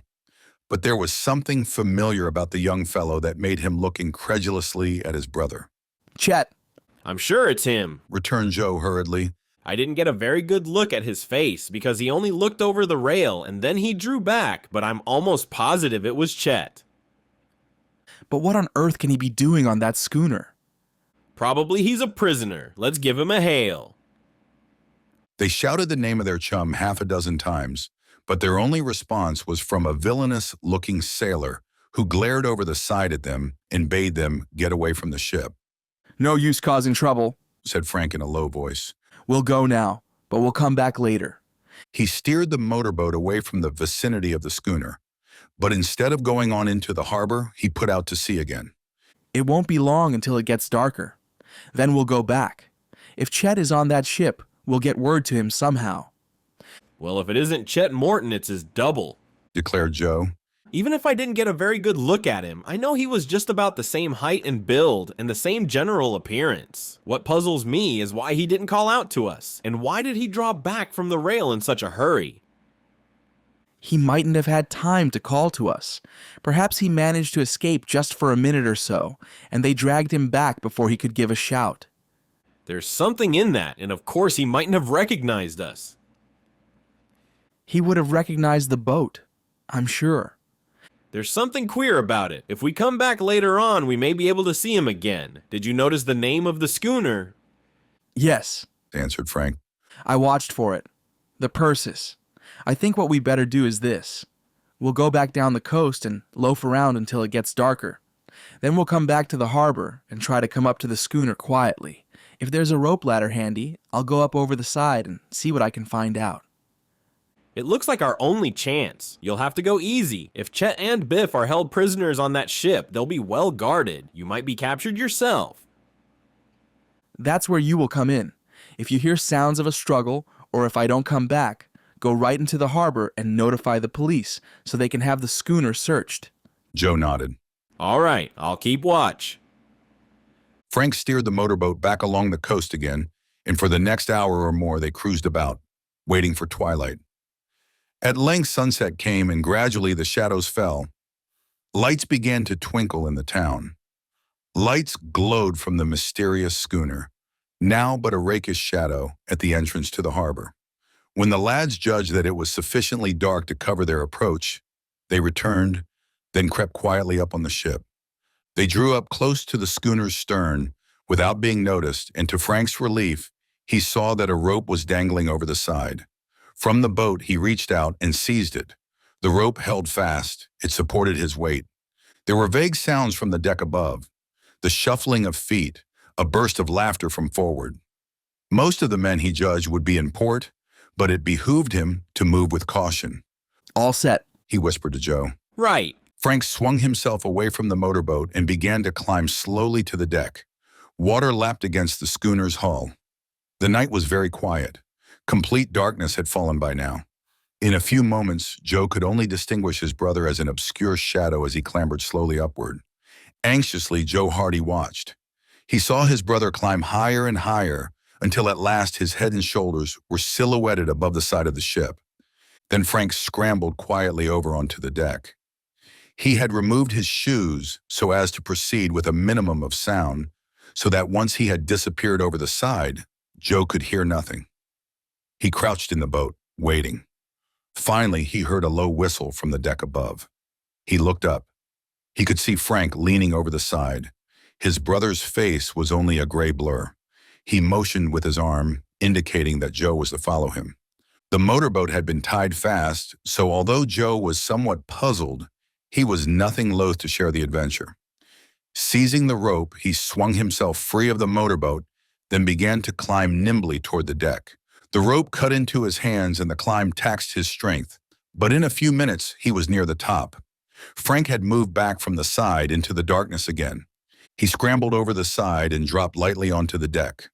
Frank was crouched in the shadows waiting for him, and at that moment a heavy hand fell on his shoulder, and a gruff voice said in his ear, "All right, young fellow, now we've got you both." Chapter 11, The Island. Joe Hardy started violently. Then realizing that he had been trapped, he dropped flat on the deck, wriggling to one side, wresting himself free of the clutching hand. He heard the man who had seized him give an angry grunt. Then he saw the man lunging at him from the shadows. He dodged the outstretched arm and rolled over and over on the deck. "Grab him, Mike!" roared another voice from nearby, and then Joe was dimly aware that another struggle had started near the rail. He leaped to his feet and raced along the deck, the sailor in pursuit. "Over the side, Joe!" shouted a voice that he recognized as being that of his brother. He fled, hearing the pounding of feet on the deck close behind him. A dark figure stepped out of the shadows immediately ahead. "Collar him!" roared the man at his back. The dark figure advanced with outstretched arms. Joe stepped neatly aside, dodged as the man swooped at him, and blundered to the left. The two men collided violently, and by the time they had disengaged themselves, Joe was a good 5 yards away. The schooner was in an uproar. A revolver roared from the shadows, and the darkness was cleft by a crimson splash. "Harbor thieves!" yelled a voice from behind. "Catch 'em!" Footsteps pounded on the deck. Shouts and muttered imprecations rang out. A light flared from somewhere ahead. Out of the shadows rose a man who lunged fiercely at Joe, grappled with him, and they fell to the deck together. Joe managed to wrench himself free and rolled to one side, scrambling to his feet. He heard a splash nearby and a shout. "Over the side!" He could hear Frank calling again. His brother's voice was far below, and he knew that Frank must have dived from the rail. He was not far from the side of the schooner, and he raced for the rail just as half a dozen figures came plunging out of the gloom, their heavy boots thudding tremendously on the deck. Again the revolver crashed out, and again the tongue of crimson flame licked its way through the blackness. The bullet passed within a few inches of Joe's head, and he ducked instinctively. He reached the rail. Desperately, he scrambled up, but just as he poised for the dive, a great hand closed about his ankle, and someone seized the back of his coat. He felt himself dragged back, but with his free foot he kicked out. The grasp of his pursuer relaxed, and Joe heard him grunt from the impact. The man staggered back. The moment he was free, Joe went over the side. He struck the cold water of the bay with a splash and went far down into the depths. Then he found himself rising again, and at last he bobbed up over the surface. He did not know where the motorboat was, but he swam ahead at the same time, keeping a wary eye above. He could see dark figures silhouetted above the side of the vessel, and he could hear voices. "He's down there," declared a gruff voice. "I almost had him," shouted another. "I grabbed him just as he was going over, but he kicked me in the jaw." How many were there? asked another sailor. 2 declared the gruff voice. harbor thieves, both of 'em. Come sneaking aboard one at a time. I caught one of 'em peeping down into the galley where the cabin boy was peeling potatoes, and I followed him till he went back to the side, so I figured he had the rest of his pals down below. I grabbed him and clapped my hand over his mouth and made him wave for 'em to come up. But there was only one come up, and Bill here grabbed him, but he got away. Both of them get away? Yeah, I hope they drown. Then a thrill of fear ran through Joe as he heard one of the men say, Keep quiet. Listen, don't you hear someone swimming down there? The voices died down. Joe could see the figures leaning over the side as the sailors intently peered down into the darkness. He ceased swimming to tread water quietly. Take a shot at him, advised someone. Joe let himself sink beneath the surface, and hardly had he gone beneath the waves, then he heard the muffled report of a revolver and a splash nearby. He swam beneath the water until his lungs were almost bursting. Then, when he could stand it no longer, he came to the surface again. He was deep in the shadow of the ship, and he had left the sailors behind, still watching the place where he had gone down. I don't believe there was anyone there, muttered one of the men in a disappointed tone. No, I guess they both got away, agreed another. We scared them off anyway. Did they steal anything? No, they didn't have time. I nailed the first one before he'd been on the ship long. I guess he just went on ahead to see if everything was clear. I'm going to bed. As long as we scared him off. The voices died away. Relieved, Joe swam on. In a few minutes, he caught sight of a dark shape ahead. It was the motorboat. Silently, he swam toward it until he had reached the side. A voice whispered, Is that you, Joe? Yes. Frank had already gained the boat. He now leaned over the side and grasped Joe's hand, helping his brother on board. Dripping wet, they both crouched in the boat. Lucky they didn't see the sleuth tied down here, whispered Frank. I've been waiting here for you. I thought sure they had you. It was a close call. They mistook us for harbor thieves, eh? Yes. Did you see Chet? It wasn't Chet after all. No? It was the cabin boy. I peeped into the galley, and there he was, peeling potatoes. But it was another fellow altogether. He looked like Chet. So I started back, and I had just reached the side when a sailor grabbed me. He kept his hand over my mouth, so I couldn't call out. Then he grabbed my arm and made me wave over the side. I thought you were motioning for me to come on up. It was a bad mess. Oh well, we're out of it, if we can only get away from here quick enough. I think we'd better wait for a while until the excitement dies down. The boys waited in the darkness. Gradually, the schooner became silent once more. The sailors had evidently returned to the forecastle. At length, Frank judged that they could escape without trouble. Fortunately, the engine of the motorboat responded immediately, and although the noise of their departure was sufficient to arouse the ship, the sleuth shot away into the gloom so swiftly that their escape was assured. When they were several hundred yards away, they looked back, and they could see the lights of lanterns moving about near the stern. But they knew that the sailors would not put out after them. Even if they had, the motorboat would not be overtaken. They circled about in the bay for some time and eventually put back into the harbor for the night. At first, they were afraid that the men on the schooner might have given word to the harbor police to be on the lookout for them. But, as Frank said, their consciences were clear, and they had no doubt of their ability to explain the situation satisfactorily. However, they were not intercepted, and in Rock Harbor, they tied the motorboat up for the night, going to a nearby hotel where a sleepy night clerk assigned them to a room. Early next morning, they were away again. Blacksnake Island isn't far away now, said Frank. We should be there in a few hours at the most. There was no sign of the other boys, but Frank and Joe decided that they would not wait, as the others would overtake them at the island or would meet them on their return. They had replenished their boat with oil and gasoline. They had again inspected their supply of provisions and were in every way in readiness for the last lap of their search. It was mid-morning before they came within sight of Blacksnake Island. It lay not far from the coast, a low, lean, sinister stretch of swampy land, terminating in rocky bluffs on the seaward side.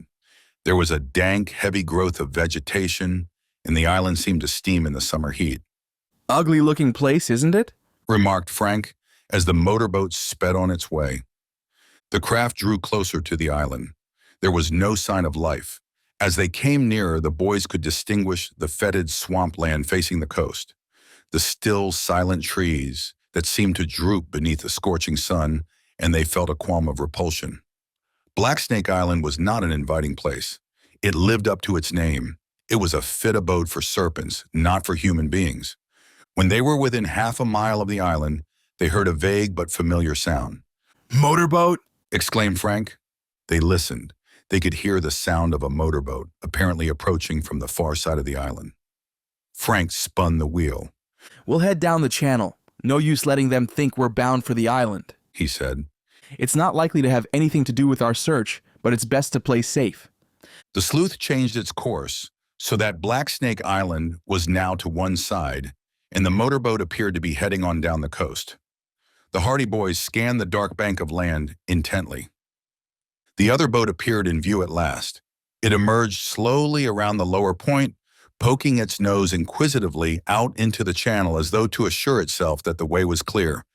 Then it picked up speed and came surging out toward the mainland. At that distance, Frank and Joe could not readily distinguish the features of the men in the craft, but they saw that there were two of them. Frank's eyes narrowed as he surveyed the boat. Seems to me I've seen it before, he remarked, picking up the binoculars. He raised them to his eyes and gazed long and earnestly at the speeding craft. Finally, he handed the glasses to Joe.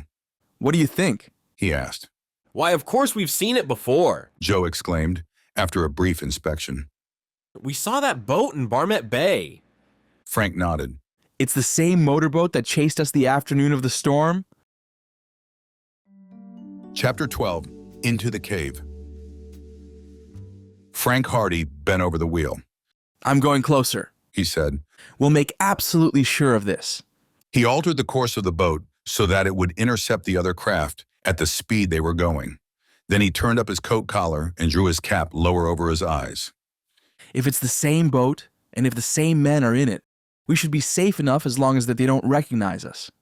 They saw us that day, but they've never seen the sleuth. We'll get as close to them as we can. But the other craft had increased its speed. It was a powerful boat, and a high curl of foam now rose from its bows as it plunged through the waves in a rapid flight toward the mainland in the distance. The roar of the engine was borne to the boys' ears on the breeze. We're going to lose them, muttered Frank. They're too far ahead of us, unless we want to cut in and meet them right near the land. That will only make them suspicious. Yes, I guess we'd better let them go. Still, he did not give up the attempt just then, opening the throttle so that the sleuth was racing along at top speed. But the other boat had the advantage and cut across their course with a quarter of a mile to spare. Joe gazed through the binoculars, striving to identify the two men. No use, he remarked at last. The fellow at the wheel is turned away from us, and the other man is bending down in the boat so I can't see his face. Is it the same boat? I can't be positive, but I think so. It certainly looks very much like it. I'm almost sure. Of course, there might be lots of other motorboats just like it, but I've got a hunch that it's the same craft. What would it be doing at Blacksnake Island? There's no doubt that it came from there. That's for us to find out. We'll let them go on to the mainland. Then we'll circle back and go up the other side of the island. In a short time, the other craft disappeared from view, entering a small cove some distance down the coast, and Frank turned their boat about and headed toward Blacksnake Island again. They approached it from the seaward side and drew in as close to the island as they dared. The rocky bluffs were lonely and forbidding, seeming to offer no available landing place. We'll go right around it. If Chet and Biff are there, we should be able to see their boat, or a fire, or some sign of them, said Frank half-questioningly to his brother. After seeing that other motorboat, I'm pretty sure we won't see any sign of them at all. I'm pretty well satisfied that those men kidnapped them and brought them here, and if they did, you may be sure they'll be well hidden. We'll circle the island anyway, and if we don't see anything, we'll land and make a search of the place. But making a circuit of the island took longer than the boys expected. Blacksnake Island was bigger than it had first appeared. It was almost a mile in length and correspondingly wide. a great swampy tract of forbidding marsh at one end, rising to higher ground and desolate rocks at the other. On the swampy side, there were sinister little creeks, dead bushes half inundated, logs floating about in the black water. Frank and Joe caught glimpses of triangular black heads forging slowly through the water here and there. The black snakes! Frank exclaimed, once the motorboat passed within a few yards of one of these black reptiles. Fascinated, the boys watched the ugly black head that projected above the surface, and they could see the long, sinuous body writhing beneath the water as the snake swam toward the fetid marsh. There must be hundreds of them on that island. They're dangerous too. I've read about them. A bite from one of them means you're finished. There were fewer snakes on the rocky side of the island, and after they had made the circuit without seeing any sign of human life, the boys decided to make a landing. Seeing that motorboat leaving here makes me believe someone is around, declared Frank. I won't be satisfied until I find out for sure. We won't stay here all night. It all depends. If we're satisfied that the island is deserted, we'll leave. But if we think we haven't searched thoroughly enough, we'll stay and hunt around again tomorrow. It'll take a few hours to give the place a thorough going over. How about the snakes? Won't it be dangerous staying here all night? Oh, we'll find some place where they can't get at us. If the worst comes to the worst, we can anchor the boat and stay in it. This decided, after some search, they discovered a small cove, well protected from the sea, that appeared to offer a good landing place. The cove had a narrow entrance between the rocks, but widened out into a small lagoon, with water deep enough to enable the boys to bring their boat up close to a wide shelf of rock. They anchored the sleuth, then clambered up onto the rock. Feels good to stand on solid footing again, Joe commented. I'll say it does. Well, let's be starting. Which way shall we go? Is it to be north or south? It doesn't matter much. To start with, we'll nose around among these rocks for a while. The sun blazed on the bare crags as the boys picked their way in over the rocks and boulders. Away in the interior, they could see the waving tops of trees in the steaming marsh, but for the time being, they contented themselves with exploring the rocky end of the island. It was quite barren, and it appeared that no human being had ever set foot upon the place. You can't blame them either, said Frank, when Joe had remarked on this fact. It's certainly not a place where I'd care to build my happy home. After about an hour of desultory search, they came upon something that proved conclusively that human beings had indeed been there before them, and not long previously at that. Charred embers and a crude fireplace built of rocks in a little hollow told the boys that someone had preceded them. We're on the track of something, declared Frank as he examined the remains of the fire. This blaze was built here not long ago. Someone has camped here. He circled the rock, which dipped toward a patch of undergrowth and luxuriant grass. And here's a trail, he exclaimed. It was merely a faint depression in the deep grass, but it proved that more than one person had passed that way before. The trail wound along through the verdure, away from the shore, leading toward the interior of the island. Well, if someone else has gone this way, we can follow the path too, Joe remarked. Got your gun? Yes. Frank patted his hip. Both boys had provided themselves with revolvers before leaving home. They were not adept with firearms, but the nature of their mission had prompted them to come prepared for any emergency. Fenton Hardy had a collection of weapons in his study, all trophies of his various cases, and the Hardy boys had each taken a small and efficient-looking automatic pistol for protection. They struck out along the faint trail, the grass rustling about their feet. The green thicket loomed ominously before them, and the heat became more intense. Frank was striding along in advance, gazing at the thicket ahead, when he suddenly came aware of a disturbance in the grass almost at his feet. Some sixth sense warned him of danger. That strange tickling of the spine, man's instinctive reaction to the presence of a hidden peril, made him look down. Immediately in front of him lay a huge blacksnake. The reptile was easily 5 feet in length, and as the boy leaped back, he could hear a prolonged hissing. The snake writhed and twisted, and its head came into view from amid the grass, the red tongue flickering wickedly. Frank saw that the snake was coming directly at him. He leaped to one side, at the same time snatching his automatic from his hip pocket. He had not time to aim, but he pressed the trigger and pumped 2 shots in the direction of the reptile. The snake stopped dead, then swiftly began to coil itself up in readiness to strike. Not a word had been spoken. Frank had blundered back against Joe, who was unaware of the cause of his brother's sudden alarm. He quickly grasped the situation, however, and looked about him. Close at hand, almost hidden by the grass, was a heavy stick. He bent and quickly snatched it up. "Quick," said Frank, taking it from him. He brandished the stick and brought it down with terrific force upon the snake. The first blow did not kill the reptile, although it rendered it helpless. The hissing continued. The scarlet tongue flickered like flame. Then the boy brought the stick down again. It crushed in the evil black head. A few spasmodic wriggles, and the snake lay still. "Whew!" breathed Frank, stepping back. "What a big brute he is." The boys inspected the reptile more closely, repressing a shiver of repulsion as they saw the sinuous, scaly body lying there in the grass. We'd better get away from here, path or no path. Where there's one snake, there are more. Its mate is probably close by. The boys retreated until they gained the comparative safety of the rocks. "It's lucky for me you saw that stick," declared Frank. "He was coming right for me, and the automatic wasn't much use.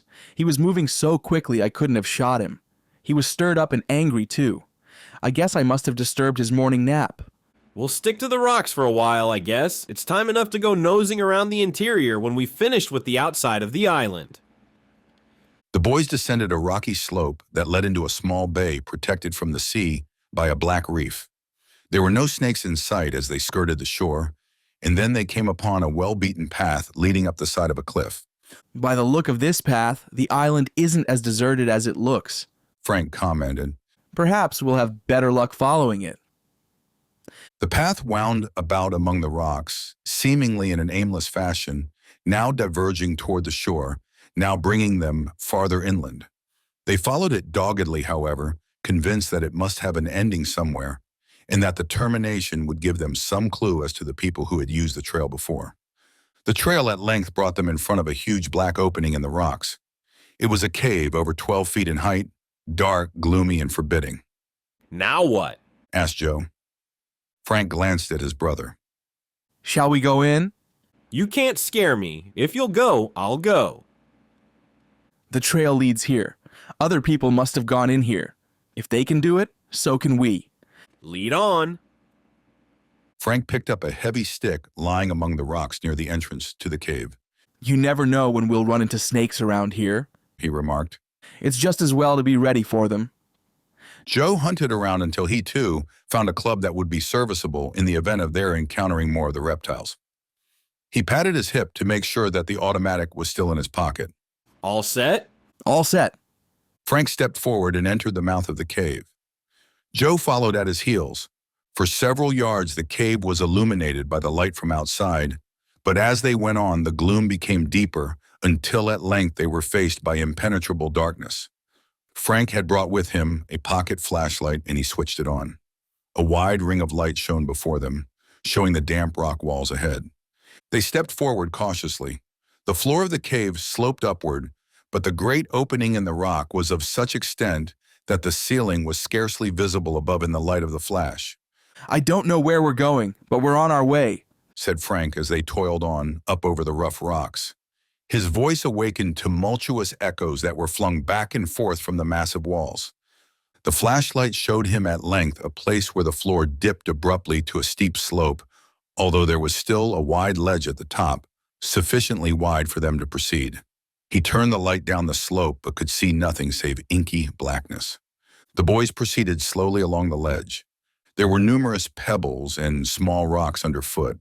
It was difficult to see these because Frank was obliged to keep the flashlight centered on the trail ahead, and they were obliged to proceed cautiously in order to keep their footing. This circumstance led to disaster. Unwittingly, Frank stepped on a small rock that rolled suddenly beneath his foot. He staggered, stepped on another rock that slipped to one side, and then he sprawled forward, the flashlight spinning from his hand. The light clattered among the rocks ahead, and darkness fell about them. "What's the matter?" asked Joe, alarmed. "It's all right. I just slipped." Frank got to his feet. "I lost the light. It fell down here somewhere. Hang on to the back of my coat and I'll go ahead and get it." Joe caught at the back of his coat, and Frank slowly felt his way forward in the deep blackness. Suddenly he lurched ahead, his feet sinking in a treacherous mass of sand and gravel. Wildly, he strove to retain his footing, but the effort was in vain. He felt himself slipping, and as he uttered an instinctive cry of warning to Joe, he was flung into space. Joe, who had been clinging to Frank's coat, was wrenched to one side. He stepped forward, grasping for his brother, then he too went hurtling into the darkness. They pitched down amid a clattering of rocks and pebbles. Then, with an icy shock, they plunged into a deep pool of water. Chapter 13. The Four Men. Profound darkness enveloped the Hardy Boys. The blackness of the icy pool was no blacker than the darkness of the air above. Frank rose spluttering to the surface, unharmed by his fall, and as he splashed about, his first thought was for his brother. Joe? He shouted. Joe! There was no answer except from the echoes, and the rocks shouted mockingly back at him. Joe! Joe! Joe! Growing fainter and fainter until they died away to a mere whisper. Then there was a splashing almost at his side as his brother rose to the surface of the pool and struck out blindly. Are you all right? Called Frank. I'm all right, gasped Joe. Keep beside me. We'll try to find the edge of this pool. Frank swam forward, groping ahead, until at length his fingers touched the smooth rock at the water's edge. But the rock was almost vertical, and it was so smooth and slippery that there was no hope of a handhold. He swam to one side, feeling the rock as he went. Despair seized him as he found that the rock still rose steeply above. If they had fallen into a circular pit, they were doomed. In pitch darkness, then, they battled their way about the border of the pool, until at length Frank's searching fingers closed about a rocky projection that seemed to indicate a change in the surface of the cliff. He was right. There was a small ledge at this point, and he was able to drag himself up on it. There was room enough for both of them, and he turned and grasped Joe's hand, dragging him up on the rock after him. They crouched there in dripping clothes, breathing heavily after their exertion. Presently, Frank began to grope upward, still examining the surface of the cliff. He found that it sloped gradually, and that the surface was rough, with a number of footholds. I think we can climb it, he told Joe. It's mighty dark, but if we can ever get back on the main ledge again, we'll be all right. He said this because he judged that the place that they had found was on the side of the pool that lay toward the entrance of the cave.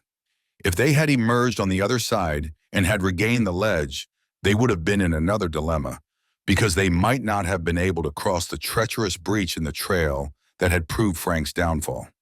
Frank groped his way up the face of the slope. He dug his foot against the first ledge and raised himself, clutching at a projection in the rock above. Then, scrambling for a further foothold, he managed to draw himself up. Here the slope became even more gradual, and by pressing himself close against the rock, he was able to crawl on up, until at length he came to a flat shelf of rock that he recognized as the main ledge that they had followed from the entrance to the cave.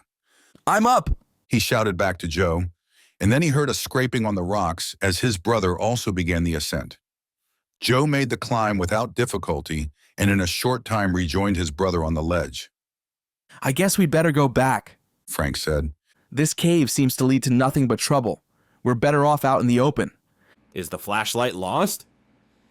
Yes, I think it smashed when it fell against the rocks. Anyway, I'm not going back to look for it in the dark.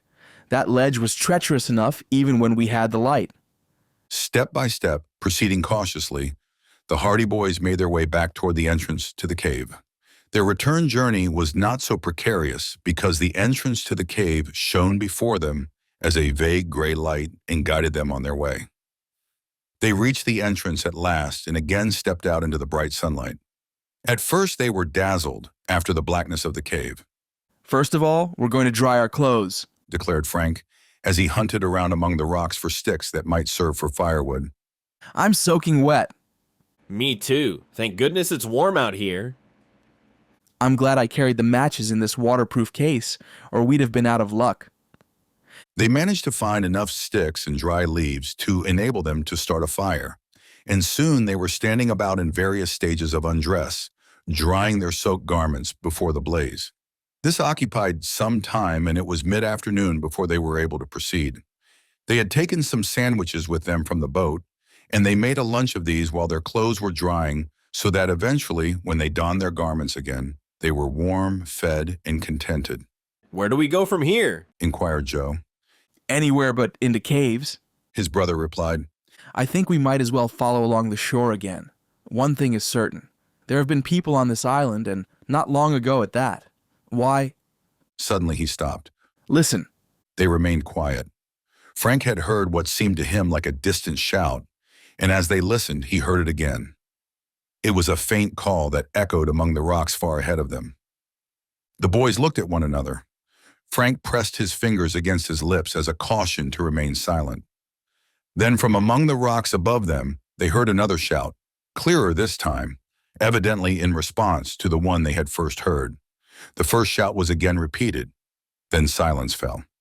That proves it, said Frank quietly. There are people on this island. They're calling to each other. Sounded like that. We'll head down in the direction of the place that first shout came from. It was someone calling to someone else back up here among the rocks. They went on in the direction from which the first call had been heard. For over 10 minutes, they proceeded carefully among the rocks, until finally Frank caught sight of a curling column of smoke against the sky. Campfire, he said. To approach this fire, it was necessary for them to change their course and go up through the shrubbery toward higher ground. They moved slowly because they did not want to be seen until they had ascertained whether the strangers were friends or foes, and they were strongly suspicious that it might prove to be the latter. A moving object ahead caught Frank's eye, and he crouched down in the bushes, motioning to Joe. They peeped through the undergrowth, and before them they could see a flat surface of rock in the center of which a fire had been built. 3 men were about the fire. 2 of these were sprawled in the grass at the verge of the rock, while one was standing beside the fire stirring the contents of a pot that hung from a tripod above the blaze. It was this man that had first caught Frank's eye. The strangers had not noticed the hardy boy's approach. We'll crawl up closer, whispered Joe.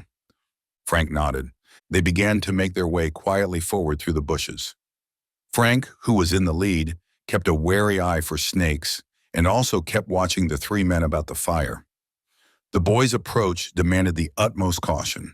Foot by foot, they made their way closer to the trio about the blaze until at last they were so close that they could distinguish what the men were saying. Also, they could distinguish the faces of the speakers. They were the 3 men who had been in the motorboat the day of the storm in Barmet Bay. Although the boys had expected this, they could scarcely restrain murmurs of astonishment. This proved definitely that the motorboat they had seen that morning was the same motorboat that had followed them in Barmet Bay. The boys listened. No answer to that letter yet, is there? One man was asking.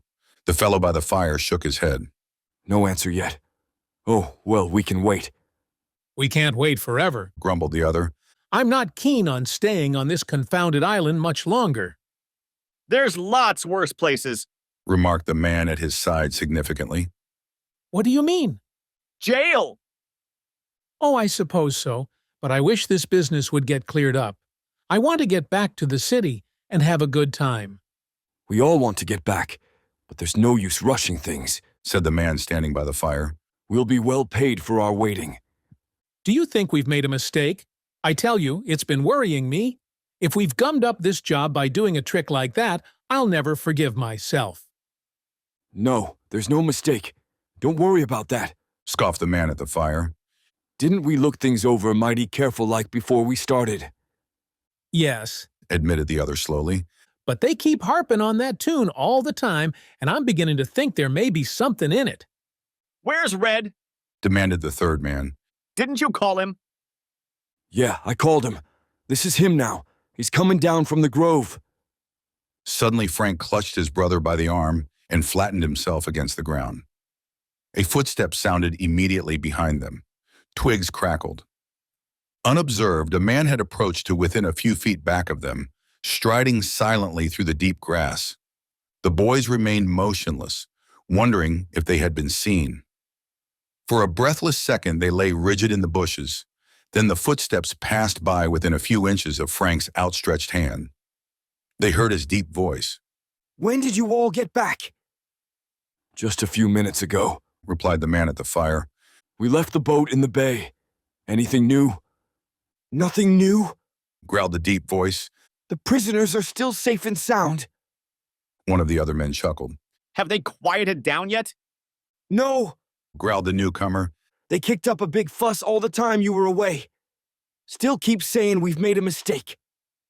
Mistake, nothing, the man by the fire declared. There's been no mistake about this job. They can't fool me. Chapter 14, The Storm. The four men had dinner about the campfire, and when the meal was over, the man they called Red got up. May as well go back to the cave, he remarked. It's cooler than out here. It's hot enough to put a man to sleep out on these rocks, said one of the others. Yeah, let's go on up to the cave. I don't like the idea of staying too close to the cave, growled the man who had been by the fire. If anybody comes around here and should find us, they'll have to look some to find them as long as we're not near the cave, see? That's all right, Pete, retorted Red. If anyone comes on this island, we'll know of it in lots of time to clear away from the cave. We may as well keep cool. There was a grumbled assent from Pete, and then the Hardy Boys heard sounds of receding footsteps as the quartet strode off through the grass. They waited until the men were out of earshot, then peered through the undergrowth. Shall we follow them? Asked Joe eagerly. You bet we will. I want to know where this cave is that they're talking about, and I want to know who the prisoners are that they mentioned. Do you think it really could be Chet and Biff? I'm almost sure it is. Didn't you hear the fellow saying that the prisoners kept insisting that there'd been a mistake? We figured it out right all along. They captured Chet and Biff in mistake for us. The Hardy Boys began moving through the undergrowth on the trail of the four men. They crouched down and kept to the shelter of the bushes so that they were able to proceed at a good rate of speed without exposing themselves to view. If we can only get into the cave and get Chet and Biff free, exclaimed Joe. It won't be any too easy. They seem to be guarding them pretty closely. First of all, we've got to be certain that it's them. I don't think there's any doubt of that. Everything hangs together too well. If we could get them out, we could run for the boat and get them away to the mainland. That's what we'll have to plan on.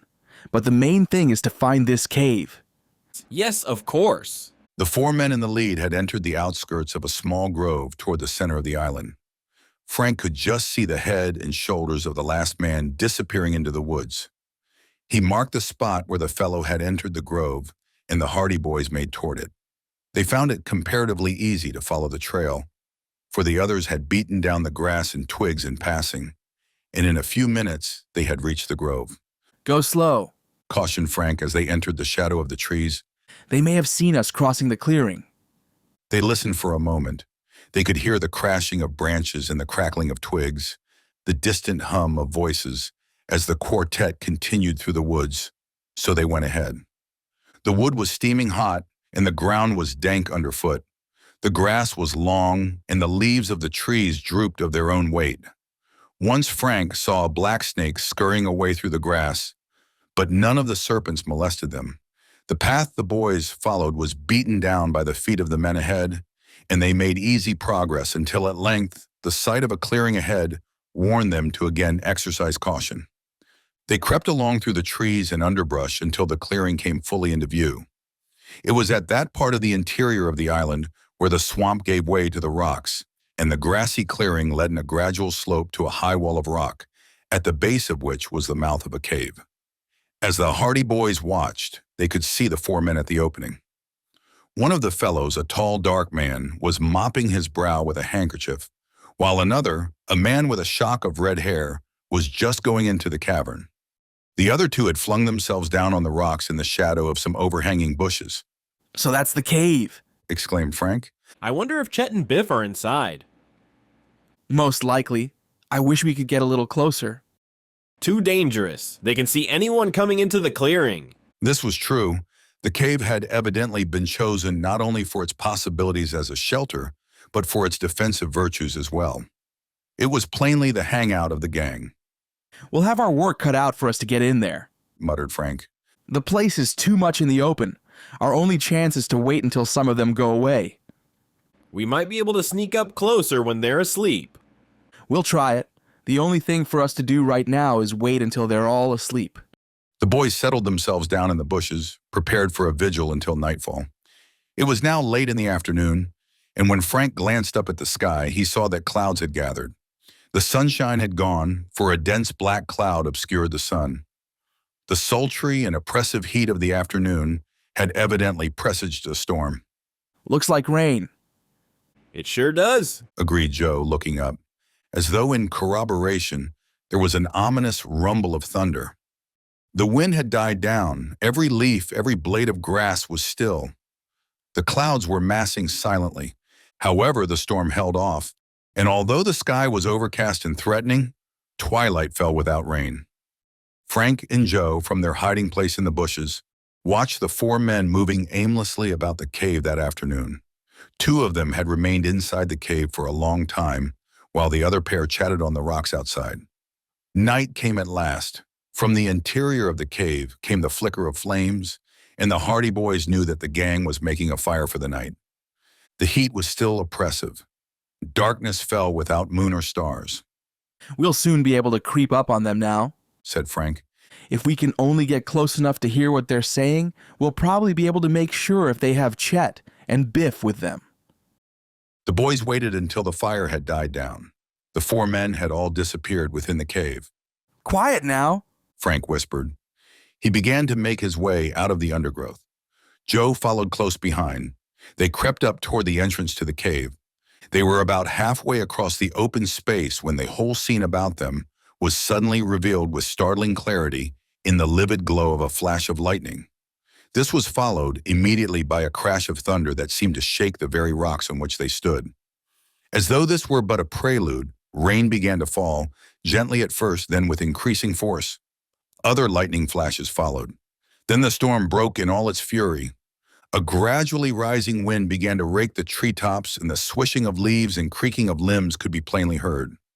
The dull booming of the waves on the distant shore, the moaning of the wind, the driving spatter of rain, the constant peals of thunder, continually rose in volume, and the rain poured furiously from the black skies above. The storm had broken so suddenly that the Hardy Boys were taken aback. Their first impulse was to race for the shelter of the cave, but second thought told them that this would be unwise, for the men in the cave might be aroused by the storm. We'd better go back to the boat, said Frank, and turning about. It's liable to be wrecked. Joe had almost forgotten about their motorboat. It was on the seaward side of the island, and the storm was coming in from the sea. Although the boat was partly protected by the little cove into which they had brought it, there was every danger that the storm might cast the craft up on the rocks and wreck it. The consequences in that case would be grave. They would be unable to escape from Blacksnake Island at all without giving themselves up to the gang. The boys turned and fled back across the rocks. Rain streamed down upon them. Thunder crashed. Lightning flickered, illuminating for brief seconds the tossing trees and the tumbled rocks before them. Joe, during the afternoon, had occupied himself ascertaining the position of the grove and the cave relative to the little bay in which they had left the motorboat, and he had come to the conclusion that the grove was not far away from the end of the island and almost in a direct line with the cove.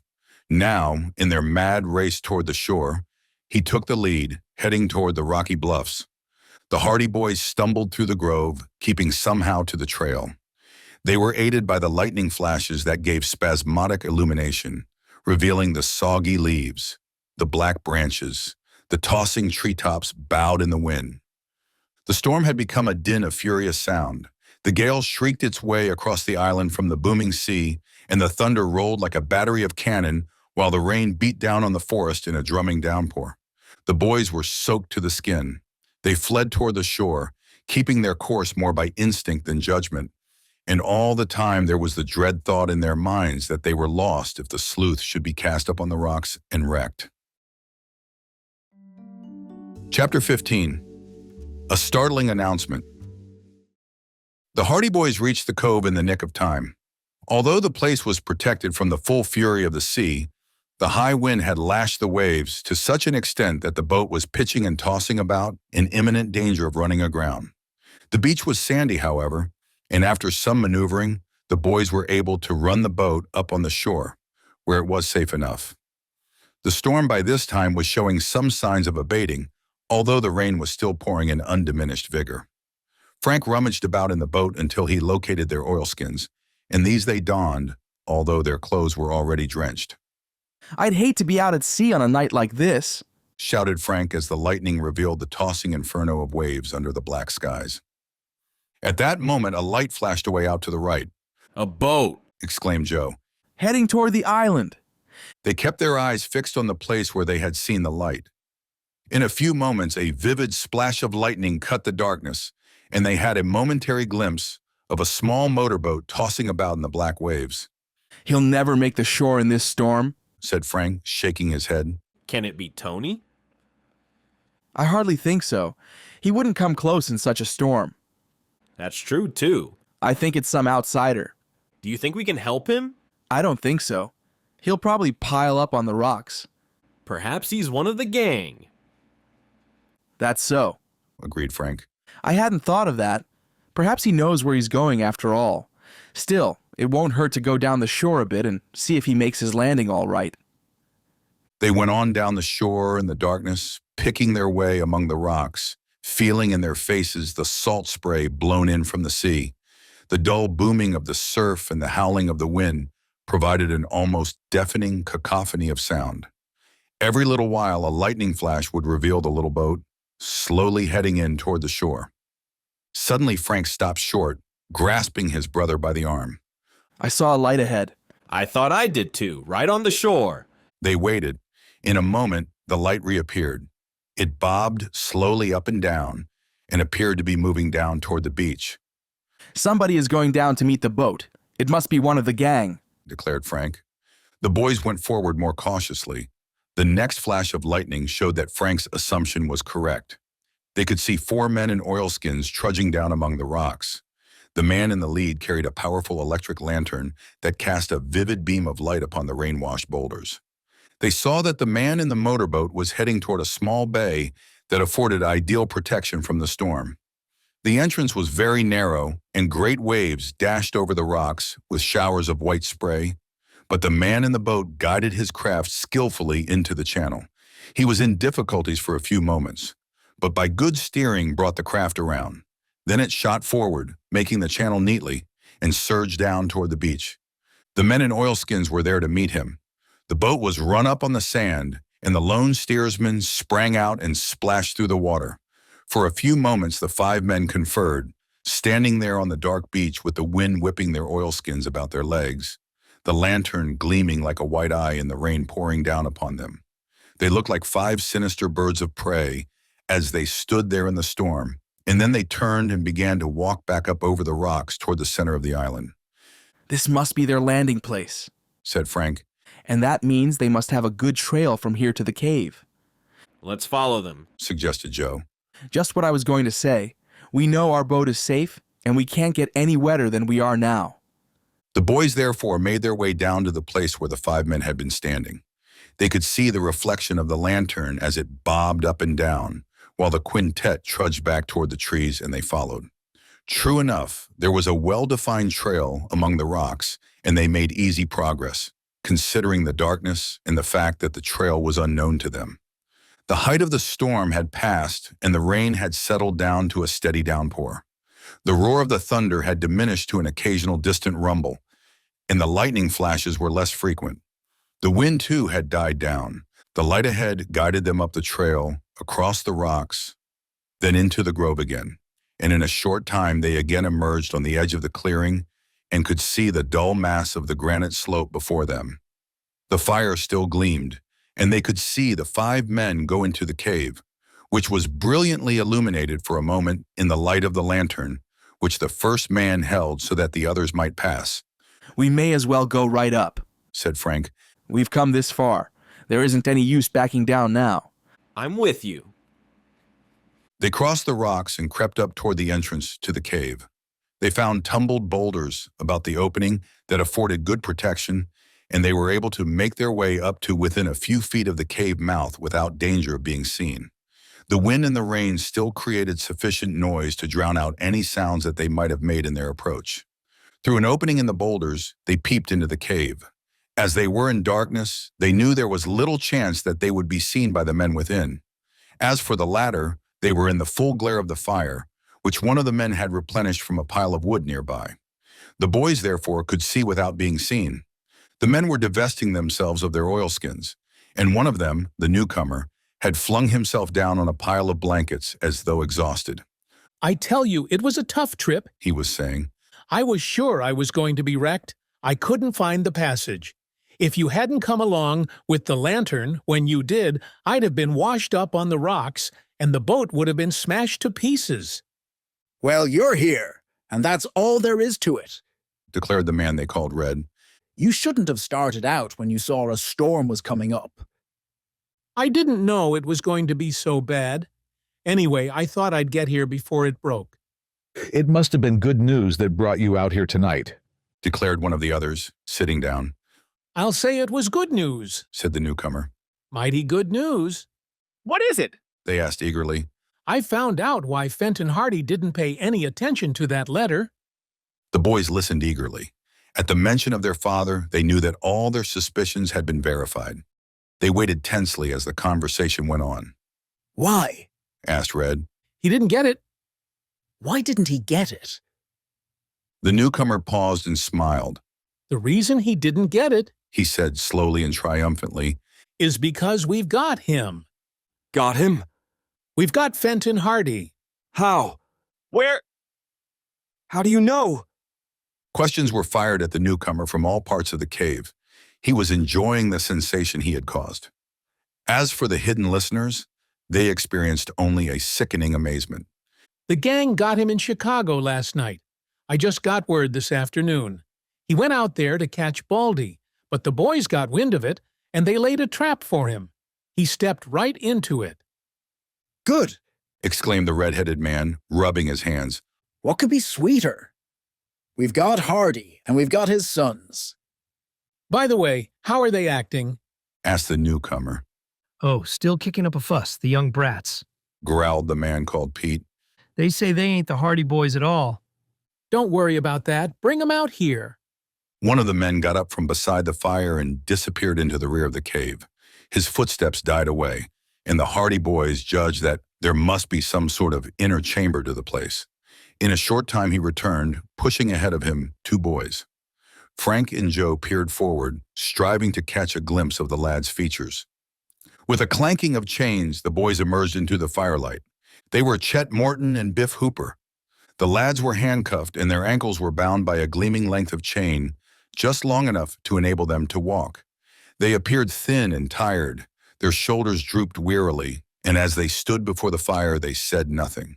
Well, Hardys, said the red-haired man in a harsh voice, we have some news for you.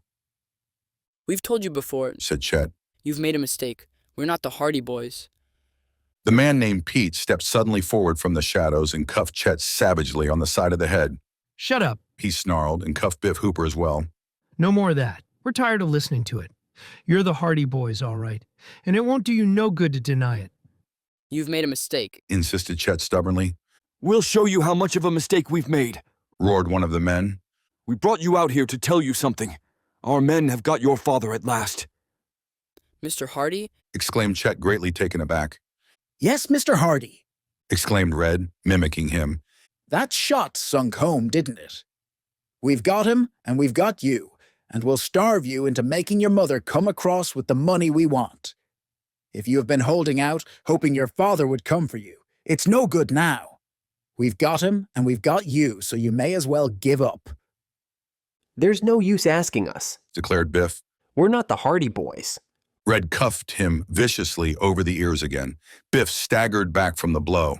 Oh, take them back and chain them up again, Red said in disgust. Let them starve for a while, and they'll come around and tell the truth. If I could get loose for about 2 minutes, I'd show you, declared Biff, clenching his fists. But the red-haired man only laughed contemptuously. The Hardy boys, from their hiding place, saw Pete come forward and drag Chet and Biff back into the darkness at the rear of the cave, their chains clanking as they went. Chapter 16. The Alarm. The Hardy boys were quivering with excitement. They had found the whereabouts of their chums. They had learned the dismaying news that Fenton Hardy had been captured by his enemies. They had discovered the hiding place of the gang. All this had taken place in a few fleeting hours. Their first problem was to release Chet and Biff. But at first glance, that seemed impossible. For when Pete came back into the cave, he flung a bunch of keys into the sand beside the fire and laughed harshly. They'll get tired being chained up to a rock after a few more days, he said. They'll come through yet. We can wait as long as they can, declared Red. If they'll only write a letter to their mother now and tell her we want that ransom, we'll be sitting pretty. Fenton Hardy can't come after them. That's certain. Well, it's a good day's work. I'm going to sleep, said one of the other men. He pulled a blanket about him and curled up beside the fire. Good idea, remarked Red. We might as well all turn in. Shortly afterward, the various members of the gang were sprawled about in their blankets on the sand. Frank noticed that they all slept on the same side of the fire, and also noted that the reason for this was that on one side of the cave the floor was a ledge of rock. We'll wait till they go to sleep, he whispered to Joe. His brother nodded. The two boys remained crouched among the rocks. The rain had died away to a mere drizzle. Gradually, the fire, untended, died down, and there was only a faint, rosy glow through the interior of the cave. 2 or 3 of the men had talked together in low murmurs for a while, but gradually their voices died away, and soon the boys could hear their snores. It was nearly an hour, however, before they were satisfied that all the men were asleep. I'm going in after Chet and Biff, whispered Frank with determination. I'm with you. The keys are still lying beside the fire. Good. Frank rose from his cramped position among the rocks. Joe followed his example. Quietly, they moved toward the entrance of the cave. The snores of the slumbering men were unbroken. Frank took the lead and tiptoed slowly forward, step by step, keeping a wary eye on the recumbent forms wrapped in the blankets. The boys made their way into the cave. Frank remembered where the keys had been thrown, and now he saw them in the sand. The faint glow of the firelight gleamed on them. The keys were on the side of the fire nearest the men. It would be a delicate job to get possession of them. He bent forward and crawled on hands and knees. Joe came silently behind. Frank skirted the fire, then groped carefully forward. There was a mutter from the shadows. One of the men stirred in his sleep. The boys remained rigid. The muttering died away. After a long pause, Frank again reached for the keys. His hands closed over them. He gripped them tightly so that they would not jangle together. Then he moved slowly back onto the rock ledge, the keys safely in his grasp. The Hardy boys continued their silent journey toward the darkness in the rear of the cave. The dying fire cast little light. Little by little, they edged forward into the depths of the cave, past the sleeping men. The slightest noise, they knew, might be sufficient to arouse one of the gang. They proceeded with the utmost caution toward the back of the cavern. At length, Frank found what he sought. It was a dark patch in the rear wall, the entrance to the inner chamber. He reached it safely and groped his way through into the pitchy blackness beyond. He stopped and listened. The sound of deep breathing told him that his 2 chums were asleep within. He reached back and laid a restraining hand on Joe's arm, indicating that he was to remain at the mouth of the inner chamber and keep watch. Joe realized his intention and remained where he was. Frank then continued. Cautiously, he groped about in the darkness, moving slowly forward. At length, his hand fell upon an outstretched arm, then a shoulder which stirred slightly. He bent forward and shook the sleeper. Chet? He whispered. The other boy moved and began to sit up. The chains jangled. Quiet, whispered Frank, fearing that his chum might be alarmed at this sudden and surprising awakening and make some sound. Who is it? Whispered the other. It's me, Frank. I've come to help you get free. From the darkness, he heard a gasp of surprise, but it was quickly silenced. I'll waken Biff, replied Chet. Frank had merely guessed at this being Chet Morton, whom he had awakened, and found that his guess had been correct. In a few minutes, Biff had been aroused. The men are asleep, whispered Frank. Don't ask questions. Keep quiet until we get outside. I have the keys. Where's the lock? We're chained to the rock, Chet whispered in return. He grasped Frank's hand, guiding it to the wall of the cave until his fingers closed on a heavy padlock. There you are. Frank tried several keys before he found the one that fitted, but at length the padlock snapped open. He grasped the chain with his other hand so that it did not fall to the floor with a clatter. He lowered it gently. Now for the handcuffs. Chet extended his wrists and Frank finally located the small key that opened the handcuffs. He removed them, then released Chet's feet in a similar manner. Then he crawled over to Biff, releasing him from his chains. All this work had been done with a minimum of noise, and as there had been no warning whisper from Joe, they assumed that the men in the outer cave had not been aroused. Frank led the way out, the three crawling on hands and knees into the main cave. They could see Joe crawling ahead of them, past the ruby glow of the embers. The snores of the men continued without interruption. Frank was jubilant. The most dangerous part of the affair was over. Could they but gain the entrance in safety and reach their motorboat in the cove before the gang should discover that their prisoners had escaped, all would be well. Frank caught sight of a flashlight lying in the sand. His own light had been lost in the rock cave the previous day, and he knew they would need a light to regain their boat. He reached carefully over for it. His hands closed about the black cylinder, and the light was his. Chet and Biff nodded appreciatively when they saw what he had done. The flashlight would be a big factor in aiding their escape. Joe had reached the entrance to the cave by now. They saw him get to his feet and glide silently out into the darkness. Frank reached the end of the ledge. The flashlight was clutched in his hand. Slowly he rose to his feet, but a small pebble betrayed him. He lost his balance and staggered for a second.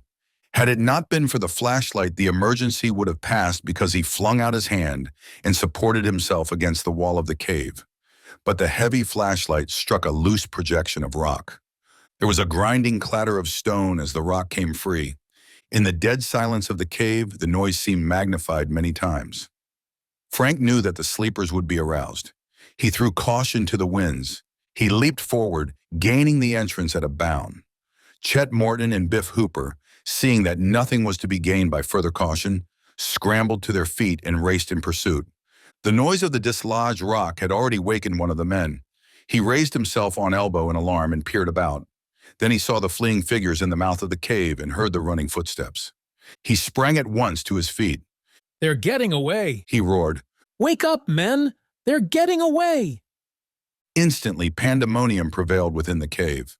The men hastily tumbled out of their blankets, bewildered at being aroused from slumber.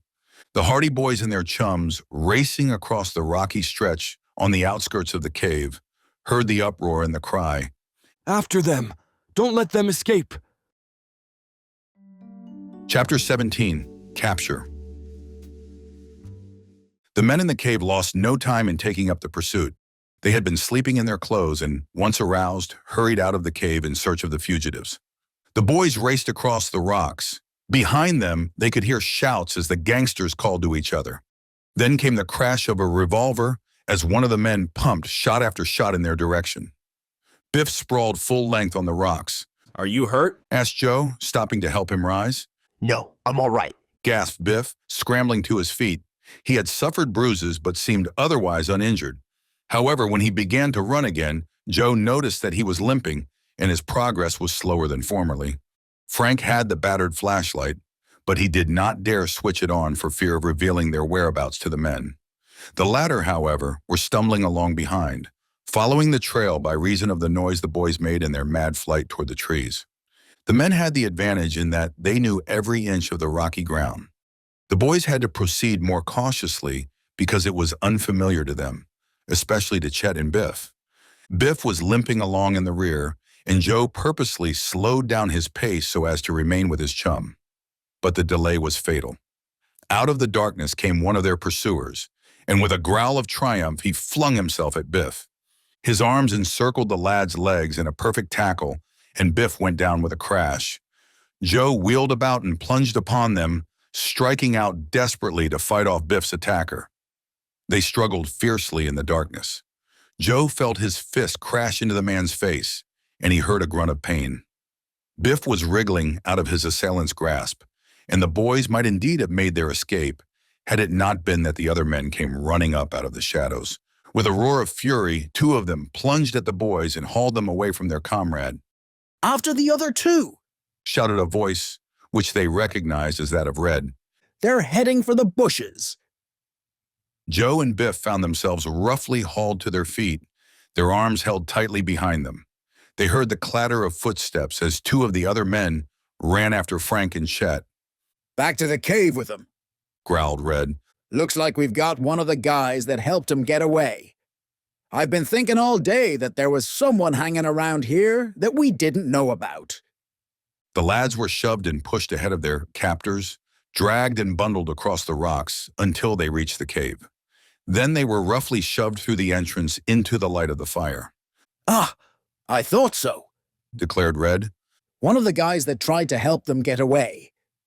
He peered closer at Joe. Blessed if it ain't one of those two boys that was in the boat with the Hardys that day. One of the other men ordered the boys to sit down, and they crouched beside the stirred-up fire, sick at heart, wondering how it fared with Frank and Chet. When Joe and Biff were captured, it was Chet's first impulse to turn and go back, but a warning shout from Frank restrained him.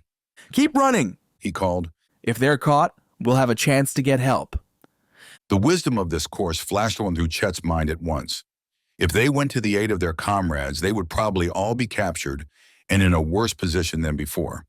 But if two, or even one, managed to escape, it would be possible to bring help to the island and effect the release of the others. Chet heard Frank crash into the undergrowth.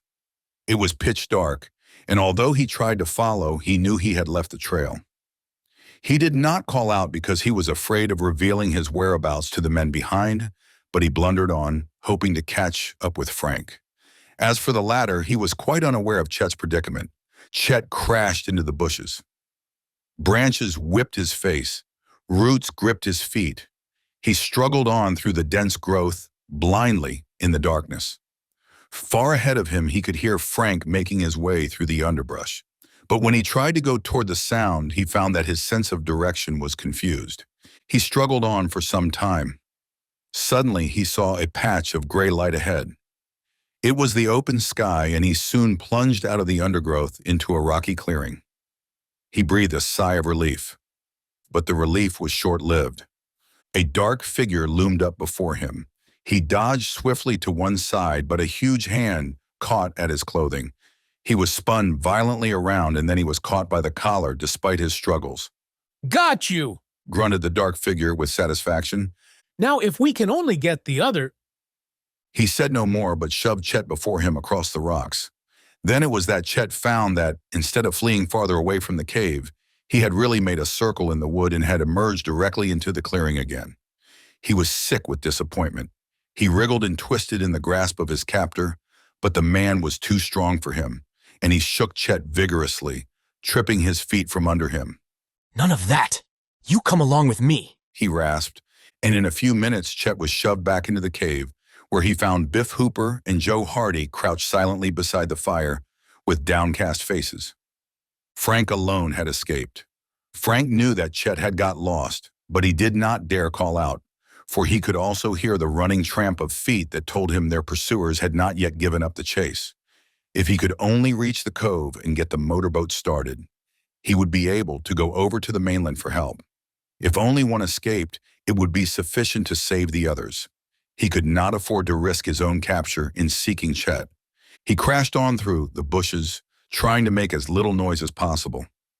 But he was off the trail, and the tangled undergrowth was growing denser with every forward step he took. He still clutched the flashlight that had been the cause of their undoing. He was glad he had found it, because in the pitch blackness, he was unable to find his way. He could hear the roar of the waves, but they appeared to come from all sides, and he was unable to judge accurately the route to the shore. Frank decided that he would not make use of the flashlight until it was absolutely necessary. There was too much danger that its gleam might be seen by one of the searchers, and he knew that the gang would not give up the chase as long as they knew he was on the island. "Perhaps they don't know there are two of us," he thought. "If Joe can convince them that he rescued Chet and Biff single-handed, they won't know about me, and they won't keep on searching." In this lay his only hope, in this, and in the chance that he would be able to reach the motorboat and make his escape before being seen. But if the gangsters knew he was still free, they would leave no stone unturned to find him, as they would know that if he once left the island, they were lost. He blundered about in the deep thicket, turning vainly this way and that. Great vines trailed across his face. He brushed aside stubborn branches and soggy, wet leaves. He stumbled over roots and little bushes. The deep grass rustled and hissed at his feet. There was no other way. He would have to use the flashlight. The darkness was impenetrable. Trees and bushes enclosed him. He could not see where he was going. He switched on the light, and to one side of him descried a sort of passage among the bushes. So he headed in that direction. He managed to get free of the worst of the vines and the thick foliage and found himself in a forest aisle. He went down it in the direction of the booming surf. His heart beat quickly at the thought that he was now free and that he would soon be back at the boat. What had happened to Chet? He judged that his chum was either captured now or lost in the grove. Frank knew that he could not wait to learn Chet's fate because any delay would be fatal to them all. He had switched out the flashlight and was plunging along through the darkness when the forest aisle suddenly took a twist and he found himself again floundering in the midst of trees and trailing vines that entangled him. Frank switched on the flashlight again, and a second later he heard a grim voice from close by. Throw up your hands. He wheeled about and found himself suddenly bathed in a ring of light. Someone was standing only a few feet away with a flashlight leveled at him, and in the beam of the flashlight he could see a glittering revolver aimed directly toward him. Throw up your hands, rasped the voice again, or you'll be shot. Slowly, Frank raised his hands above his head. That's better. Now march back ahead of me. Back to the cave, young fellow. We've got you all now. Forward march. Chapter 18, Back to the Cave. This is a piece of luck, declared the red-headed man.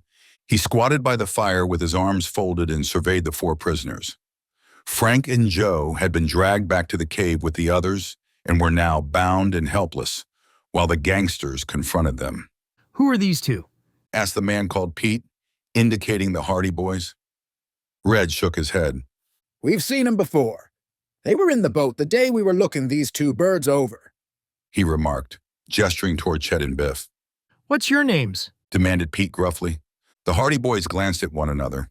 Their captors were not yet aware of their identity, and they did not know whether to admit it or not. Frank resolved on silence as the best course. Find out, he retorted. An ugly look crept into Red's face. Is that so? He snarled. Won't talk, eh? I'll soon make you talk. He leaned forward and wrenched open Frank's coat. Frank's wrists were handcuffed and he was helpless to resist. Red pulled him roughly to one side and groped in the inner pocket of the coat. There was a rustle of paper and he withdrew 2 or 3 letters. Frank bit his lip in exasperation. He had forgotten about the letters and he knew that any hope of concealing his identity was now lost. The red-headed man brought the letters over to the fire and squinted at the addresses. His eyes opened wide. His jaw dropped.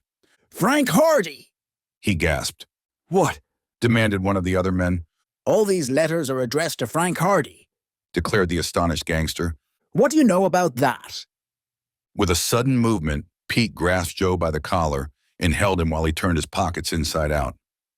Finally, with an air of triumph, he produced Joe's membership card in a Bayport Athletic Association, on which his name was written in full. Joe Hardy, he read. Why, these are the real Hardy Boys. The gangsters looked at one another with crestfallen expressions, but their momentary astonishment at realization of their mistake was quickly changed to rejoicing. I told you we weren't the Hardys, put in Chet. I told you all along that you were making a mistake. Shut up, ordered Red. Yes, men, we made a mistake, all right. We didn't have the Hardy Boys after all, but now we have got 'em. I'll say this is a piece of luck. We've got the whole caboodle now.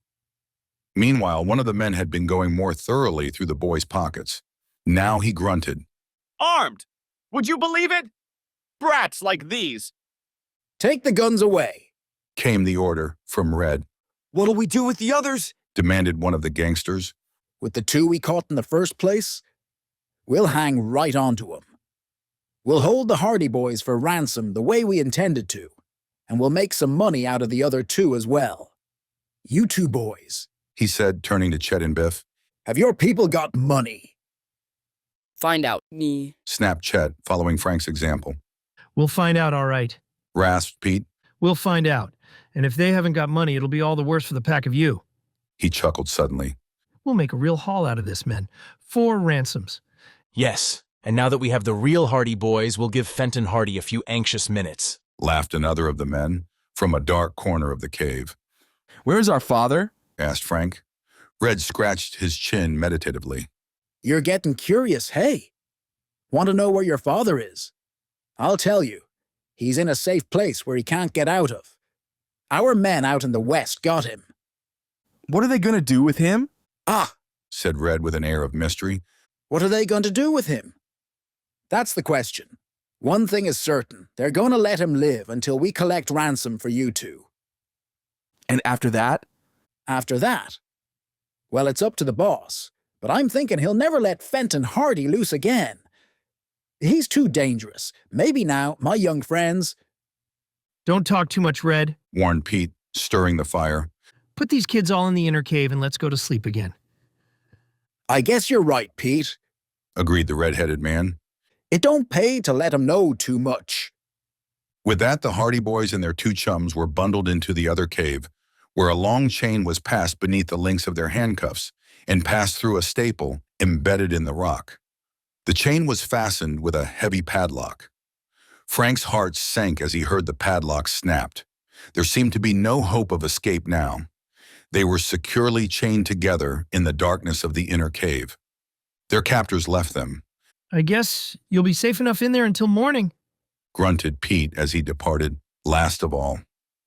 The gangsters returned to their fire, and after a brief discussion in low tones, they wrapped themselves up in their blankets once more. The boys talked in whispers. Chet and Biff were anxious to know how the Hardy Boys had followed them to the island, and in a few words, Frank told them of the alarm their disappearance had occasioned and of how they had decided to take a chance on searching Blacksnake Island. If only we could have got away, muttered Joe. We'd have been out toward the mainland in the boat by now. If even one of us could have got away, he could have gone for help, Frank whispered. Oh well, here we are, and we have to make the best of it. I'm worried about what they said about Dad. So am I. We've simply got to get out of here. If we can get word to the Chicago police, they may be able to find him before it's too late. The boys were silent. The news that Fenton Hardy had been captured and that he was in the hands of a merciless gang cast a cloud of gloom over them all. They realized only too well their own helplessness in the situation. I'm going to try to smash the lock on this pair of handcuffs, Joe whispered finally. It seemed rusty to me when they put them on. We tried that with ours, whispered Chet. It wasn't any use. I may have better luck. Wait until you're sure the gang are asleep, whispered Biff. They might hear you. The boys lapsed into silence. The darkness of the cave was impenetrable. Near the entrance, they could see a faint glow of pink from the embers of the fire in the outer cavern. But that was all. They could not even see one another. The fact that they were chained together made it impossible for them to rest comfortably. The gangsters had not even provided them with a blanket. We've been chained in here every night since they caught us, Chet whispered. We've had to sleep on the bare rock. Finally, the silence was broken by the sound of steel against rock. Joe was trying to break the lock of his handcuffs. The effort was difficult because his hands were cuffed behind him. But as he had said, the handcuffs were rusty and of an antiquated type. Against the hard rock, he could feel them gradually giving way. For more than 10 minutes, he battered the lock, the steel digging into his wrists. He worked as quietly as possible, with long intervals between each attempt. For a while, he was afraid the effort would be fruitless, as even the rusty steel seemed obdurate. Then suddenly, he felt the lock give way. He eased his hands out of the cuffs with a sigh of relief. I'm free, he whispered to the others. There were suppressed exclamations of delight. How are you going to get us out? Whispered Frank. I'll try to find the keys. A low murmur from the other cave arrested his attention. Swiftly, he leaned back against the wall. One of the gangsters was awake. The boys listened. They heard a movement in the outer cave, a jangling of keys, and then a heavy footstep. Joe thrust his arms behind his back and feigned slumber. He could hear someone entering their cave. Suddenly, a bright light flashed in his face. The man on guard had come to inspect the captives, and he brought with him a flashlight. Joe kept his eyes closed and breathed heavily. He hoped desperately that the man would not inspect their handcuffs.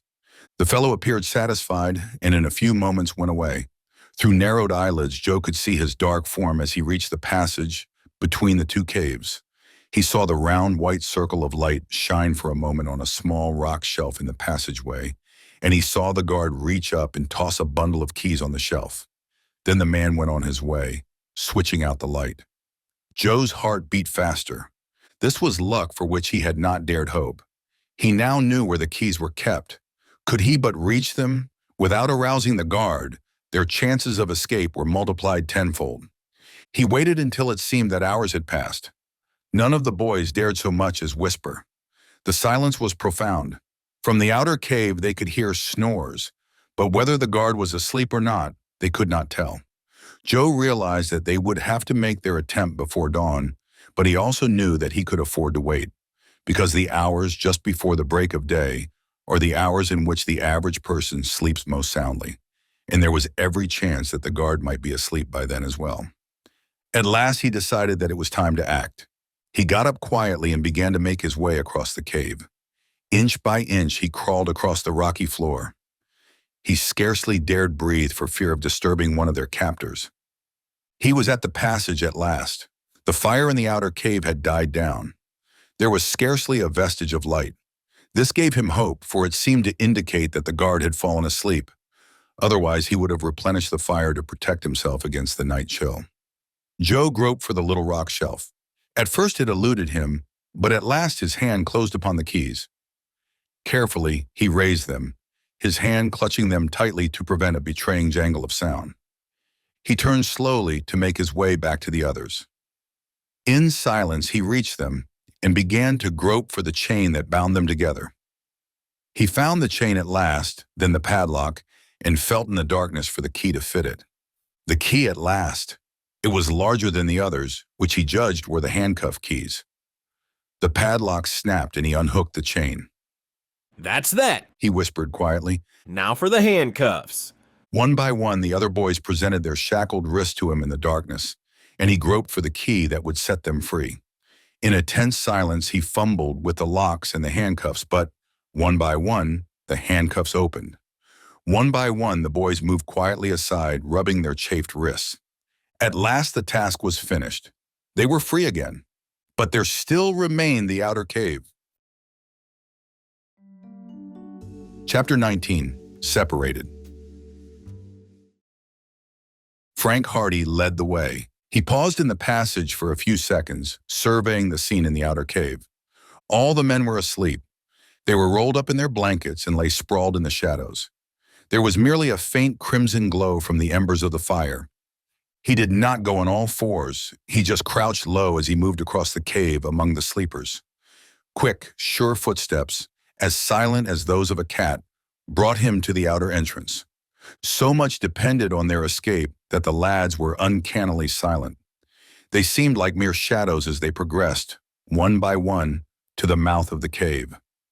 There was not a sound. The snores of the sleeping gangsters were unbroken. Frank waited at the entrance. Chet joined him in a few moments. Then came Biff and finally Joe. Safely out of the cave, the boys halted for a second on the rocks. "I'll take the lead," whispered Frank. "Join hands and follow me." It was pitch dark, and the rocky path to the outskirts of the wood, he knew, would be treacherous. He reached back and grasped Chet's hand. Then he moved forward, carefully testing every step. On him depended the success of their flight to the wood. One stumble, one dislodged rock might ruin everything. Step by step, he moved cautiously forward. He had a good idea of where the woods trail opened, and he made toward it. Once they reached the trail, he felt sure they would be safe. Frank had an idea. He stopped and turned to the others. "If anything happens," he said in a low voice, "don't stick together. Scatter and try to make for the boat. Even if only one of us makes it, he'll be able to get to the mainland." The others whispered assent. He turned and proceeded across the rocks. This safeguard, he felt, was wise. In case the gangsters discovered their escape, they would prevent a repetition of the previous occurrence. In the darkness, it was entirely probable that at least one, if not more, would be able to evade recapture. But as he went on, his hopes rose. There was still not a sound from the cave in the rock. The darkness was in heavy silence. He could faintly discern the black mass of trees and bushes before him. If they could only reach the trail. But when he eventually came to the undergrowth, he found that he had somehow missed the path. The trees were densely massed before him. They would be certain to raise a commotion if they attempted to enter the thicket at that point, he knew. They would be certain of becoming lost as well. They must find the trail. Every moment was precious. Frank moved to the left, but the bushes were still dense in front of him. Joe moved up beside him. I think the trail is farther over, he said quietly. Frank turned in the direction indicated. They found the trail at last. Joe and Frank were ahead. Chet and Biff followed. Here they were unable to avoid making some sound. Twigs and branches crackled underfoot. This was unavoidable, but every noise seemed deafening. Suddenly, from behind them, arose a terrific uproar. Shouts, yells, the crash of a revolver. Heavy footfalls rent the silence into shreds. The sounds came from the cave. "They're gone!" roared a voice. "Wake up! They're gone!" The boys remained stock still for a moment in the gloom of the trail. "They'll be after us," said Frank quickly. "Take it easy. Make for the cove. I'll take the lead. Make as little noise as you can." He started off at a trot, and the others followed. Behind them, the uproar increased in volume. They could hear the gangsters shouting to one another. They could hear rocks clattering as their pursuers came running down from the cave. Their erstwhile captors were rushing directly for the trail. They assumed that the boys would attempt to regain their boat as quickly as possible. A voice was shouting, "Head them off at the shore. Don't let them get to their boat." The boys increased their speed. There was no attempt at concealment now. They could hear the branches crashing behind them as the gangsters hurried through the thicket. In the pitch blackness of the grove, they stumbled and fell, tripped and reeled as they rushed along. Chet and Biff, being unused to the trail, were obliged to travel at a slower pace, and in this way they dropped behind. The Hardy Boys did not notice. There was such a confusion of sound in the grove, what with the noise of their own flight and the uproar of the pursuit, that they did not know that their chums were straggling. At a fork in the trail, Frank and Joe headed to the left, the path leading downhill at this point, and toward the cove. They could hear the boom of the surf not far away, and they knew that they were nearing their goal. When Chet and Biff hastened up, they failed to notice in the inky blackness that the trail branched two ways. Chet was in the lead, and his footsteps brought him to the right. He could not hear the footsteps of the Hardy Boys ahead, but he judged that they were so far in advance that he could not hear them. Their pursuers had become scattered. Some were pursuing them down the trail. Others were skirting the grove, intending to watch the shore. In the distance, they could see occasional flashes of light. Once or twice, there was a revolver shot. "It won't go so well with us if they see us this time," called Frank back to his brother. If we can only beat them to the boat, we'll be all right, panted Joe. They emerged from the grove. They could see the white line of the surf ahead and the gray shapes of the rocks along the shore. The cove lay below. The Hardy Boys raced down the rocky slope. Only then did they become aware of the fact that their chums were not following. Frank stopped and turned. "Where are Chet and Biff?" he asked, startled. "I thought they were right behind," replied Joe blankly. They listened. There were no sounds of running footsteps down the trail. Back in the grove, they could hear a frenzied crackling of branches, but whether it was caused by their comrades or by their pursuers, they could not tell. "They must have taken the wrong turning in the dark," declared Frank as the solution dawned on him. "Quick, we'll get to the boat first. If we can find them, we'll bring them with us.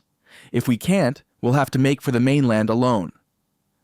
A flash of scarlet light showed against the blackness of the bush as a revolver crashed out, and a scattering of rock close by told them that the bullet had been meant for them. The gangsters were near at hand. Without another word, the Hardy Boys turned and dashed down the rocky trail leading to the cove. The path was precipitous and rocky. Joe stumbled once and fell headlong, but he was up again in an instant, spurred on by the fear that they would be recaptured. Frank reached the shore first. The motorboat was just where they had left it, but it was drawn up on the sands. Joe raced up and the boys placed themselves one on either side of the bow. "All right," gritted Frank. "Ready!"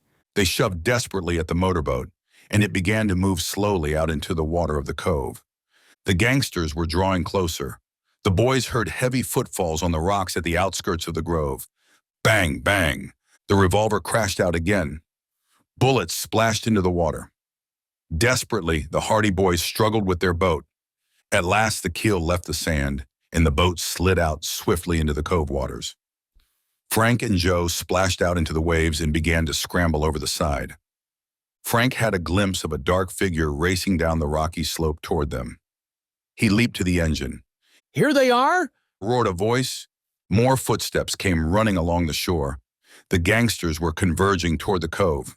Frank worked hastily over the engine. There was a splutter and a roar as the motor responded. The boat began to back slowly out of the cove. "Keep down," he cautioned his brother. Joe ducked, and not a moment too soon, for a fusillade of shots suddenly crashed out from the shore. Bullets whistled overhead. Wood splintered as one of them struck the side of the boat. Frank heard a heavy splashing in the water and judged that one of the gangsters was wading out in pursuit. The boat moved slowly out to the entrance of the cove. In the darkness, it was a ticklish performance. Frank doubted if he could make it. At any time, it demanded careful steersmanship, and now there was no time for caution. The cove entrance was merely a faint gray blur against the darkness of the rocks on either side. He guided the sleuth toward it. Shots crashed and echoed from the shore. A dark form suddenly rose up beside the boat, with revolver upraised. But Joe launched himself on the man with surprising suddenness. His fist shot out and crashed into the gangster's face. With a muffled cry, the fellow stumbled back and lost his balance, going beneath the waves. He rose again in a moment, waist-deep in water, spluttering and choking. But by that time, the sleuth was several yards away and the water was too deep to permit the fellow to wade out any farther. His revolver was useless, and he began to make his way back to shore, growling to himself. The motorboat reached the cove entrance. The rocks loomed high on either side. Frank held his breath. At any moment, he expected to hear the dread sound of the scraping rocks. But the sleuth glided through the narrow channel without mishap, then shot out to the open sea. He spun the wheel about, brought the boat forward, and a moment later the engine was roaring its staccato defiance to the gangsters in the cove. Frank looked back. He could see flashlights bobbing up and down on the beach. "They're going for their own boats," he exclaimed. Then with a grim smile, he bent forward over the wheel. Instead of heading the motorboat out to the open sea, he directed it along the shore, toward the distant cove where the gangsters had hidden their own craft. Chapter 20, Seizing the Boats. "What are you going to do, Frank?" shouted Joe Hardy. "They're going after their boats. We know the cove they're in, and if we can get there first, I'll tow them out to sea. Then they can't follow us." Thus Frank briefly outlined his daring scheme to his brother. He knew that the gangsters would not expect any such intention, and he knew as well that only by some action of this kind could he avoid danger of capture. If the gangsters followed in their own boats, there was every chance that they might overtake or outmaneuver the sleuth. Even if they did not, as long as they retained possession of their own motorboats, they could make good their escape. But once marooned on the island, they would be at the mercy of the Hardy Boys. "We'll have to hurry," said Joe anxiously. He watched the progress of the flashlights on the shore. The sleuth was well ahead, but the seizure of the boats would take some time. The gangsters were making their way slowly over the rocks on their way to the cove. Frank increased the speed of the boat. It leaped through the waves, the motor roaring. The flashlights on the shore were left far behind. "We'll make it!" he shouted gleefully to Joe, the spray dashing against his face. He could distinguish the jutting headland that told him the location of the coves. The men on the shore finally seemed to realize his intention. The boys could now hear frantic shouts as the men called to one another and made desperate efforts to reach the boats. But the sleuth had outstripped them, and they were left stumbling among the rocks along the beach. The motorboat swept around the headland and into the cove. Frank had switched on the searchlight above the bow, and in its glare he could see the two motorboats belonging to the gang. It was the work of but a minute to bring the sleuth alongside, for the craft were riding at anchor. Joe seized a length of rope from the stern, then stood in readiness while his brother brought the sleuth close to the side of the first craft. He leaped lightly into the other motorboat, lashed one end of the rope to the bow, then returned to the sleuth again, tying the loose end of the rope securely so that the motorboat could be towed. Swiftly, Frank brought his boat around to the bow of the remaining craft, where the process was repeated. Joe snubbed one end of a length of stout rope to the bow, the other to the stern of the next boat. The two craft were now ready to be towed away by the sleuth. There was a sharp clattering of rock from among the bluffs near the cove. Then a shout. Red, they're stealing the boats. Head 'em off, roared another voice frantically from behind. Don't let them get away. But already the engine of the sleuth was roaring its message of triumph to the pursuers. Slowly, the motorboat began to make its way out of the cove, and slowly the ropes tightened. The two motorboats began moving behind. Joe had raised the anchor in each case, and the craft were free to follow the lead boat. There was a yell of dismay from the shore. They're starting out. They've got the boats. This was followed by a fusillade of shots. The man on the beach opened fire, and his companion farther back among the rocks did likewise. Bullets whistled past the sleuth, but in the darkness, the men on shore could take but indifferent aim. Frank had switched out the headlight, and the gangsters could see only a ghostly gray shadow on the water. The sleuth picked up speed, and the two motorboats behind began to rock and sway as they surged forward. Frank knew that he could not go too fast, otherwise the boats that he was towing would run foul of one another or of his own craft and cause disaster. He contented himself by moving ahead at a moderate rate of speed, knowing well that once he cleared the cove, he could afford to snap his fingers at the gangsters marooned on the island. Shouts interspersed with revolver shots told him of their pursuers' wrath. The flashlights danced like fireflies. The full extent of the trick that had been played upon them was just beginning to dawn on the men marooned on the shore. The headland loomed to the side, then slipped slowly by. The motorboat was throbbing its way out to open water. "We've beaten them," declared Frank exultantly. "I'll say we have. They'll never get off that island unless they swim." From the fuss they're making, they seem to know it too. "Where to now?" "The mainland. If we can get to Rock Harbor, we'll get help." "How about Chet and Biff?" asked Joe soberly. "We can't afford to take a chance on bringing them off the island just now. I hate to desert them, but we can't do anything else. If we went back for them, we'd likely undo everything we've done so far. But I think they'll be safe enough. They'll hide in the bushes. Those fellows have been so busy chasing us that they haven't had any time to worry about them." "Perhaps they think we all got away." "If they do, they won't be hunting around for Chet and Biff. In any case, we had the agreement that even if only one of us got away, he would come back with help for the rest. They'll know we'll be back." "So will the gangsters. I'll bet they're worrying about how they can clear away from this island before we get back." Frank headed the boat for the mainland. It was his intention, as he had said, to make his way to Rock Harbor, where they could secure help, officers and men to come back with them to Blacksnake Island, to aid in the rescue of their chums and in the capture of the gangsters. There was the chance, of course, that the latter might have a canoe or a skiff hidden somewhere on the island, but he did not think they would trust themselves to the open water of the channel in any such frail craft. He felt convinced that by seizing the two motorboats, they had effectually marooned their enemies. They passed the last jutting point of the sinister island, and the bow of the sleuth was headed toward the coast. "Perhaps we won't have to go all the way to Rock Harbor," suggested Joe. "If we could meet a ship, we might get help." "It seems to me I see a light now, running low on the water. Do you see it?" Joe peered into the darkness. "I believe you're right," he said finally. "It seems to be coming this way, too." "Perhaps some more of the gang." "I hadn't thought of that. Better not go too close." Frank eyed the approaching light warily. It was just a faint gleam in the darkness, and he judged it was from a motorboat which was most certainly bound toward Blacksnake Island. Eventually, he could hear the steady throb of the engine. After a moment or so, he started up excitedly. "Joe, I'd know that engine anywhere." "So would I. It's the Napoli." He spun the wheel about so that the sleuth would cut across the bows of the approaching craft. Steadily through the darkness came the throbbing of the engine, and as the boat came closer, the Hardy Boys became more and more convinced that it was Tony Prito's craft. "I've been wondering what became of him," Frank declared. "When he didn't show up earlier, I began to think he must have had to call off the trip." It may not be him after all, but I'm sure it's his boat. If it isn't, I'll never believe my ears again." The two boats approached one another. Frank shut down the engine of the sleuth, rose from his seat, and shouted, "Napoli, ahoy!" Almost immediately, the roar of the other engine died to a murmur, and a well-known voice replied, "This is the Napoli. Who are you?" It was the voice of Tony Prito. Joe gave a yell of delight. "It's us!" shouted Frank. "The Hardy Boys." They could hear sounds of excited talking in the other boat and a suppressed cheer.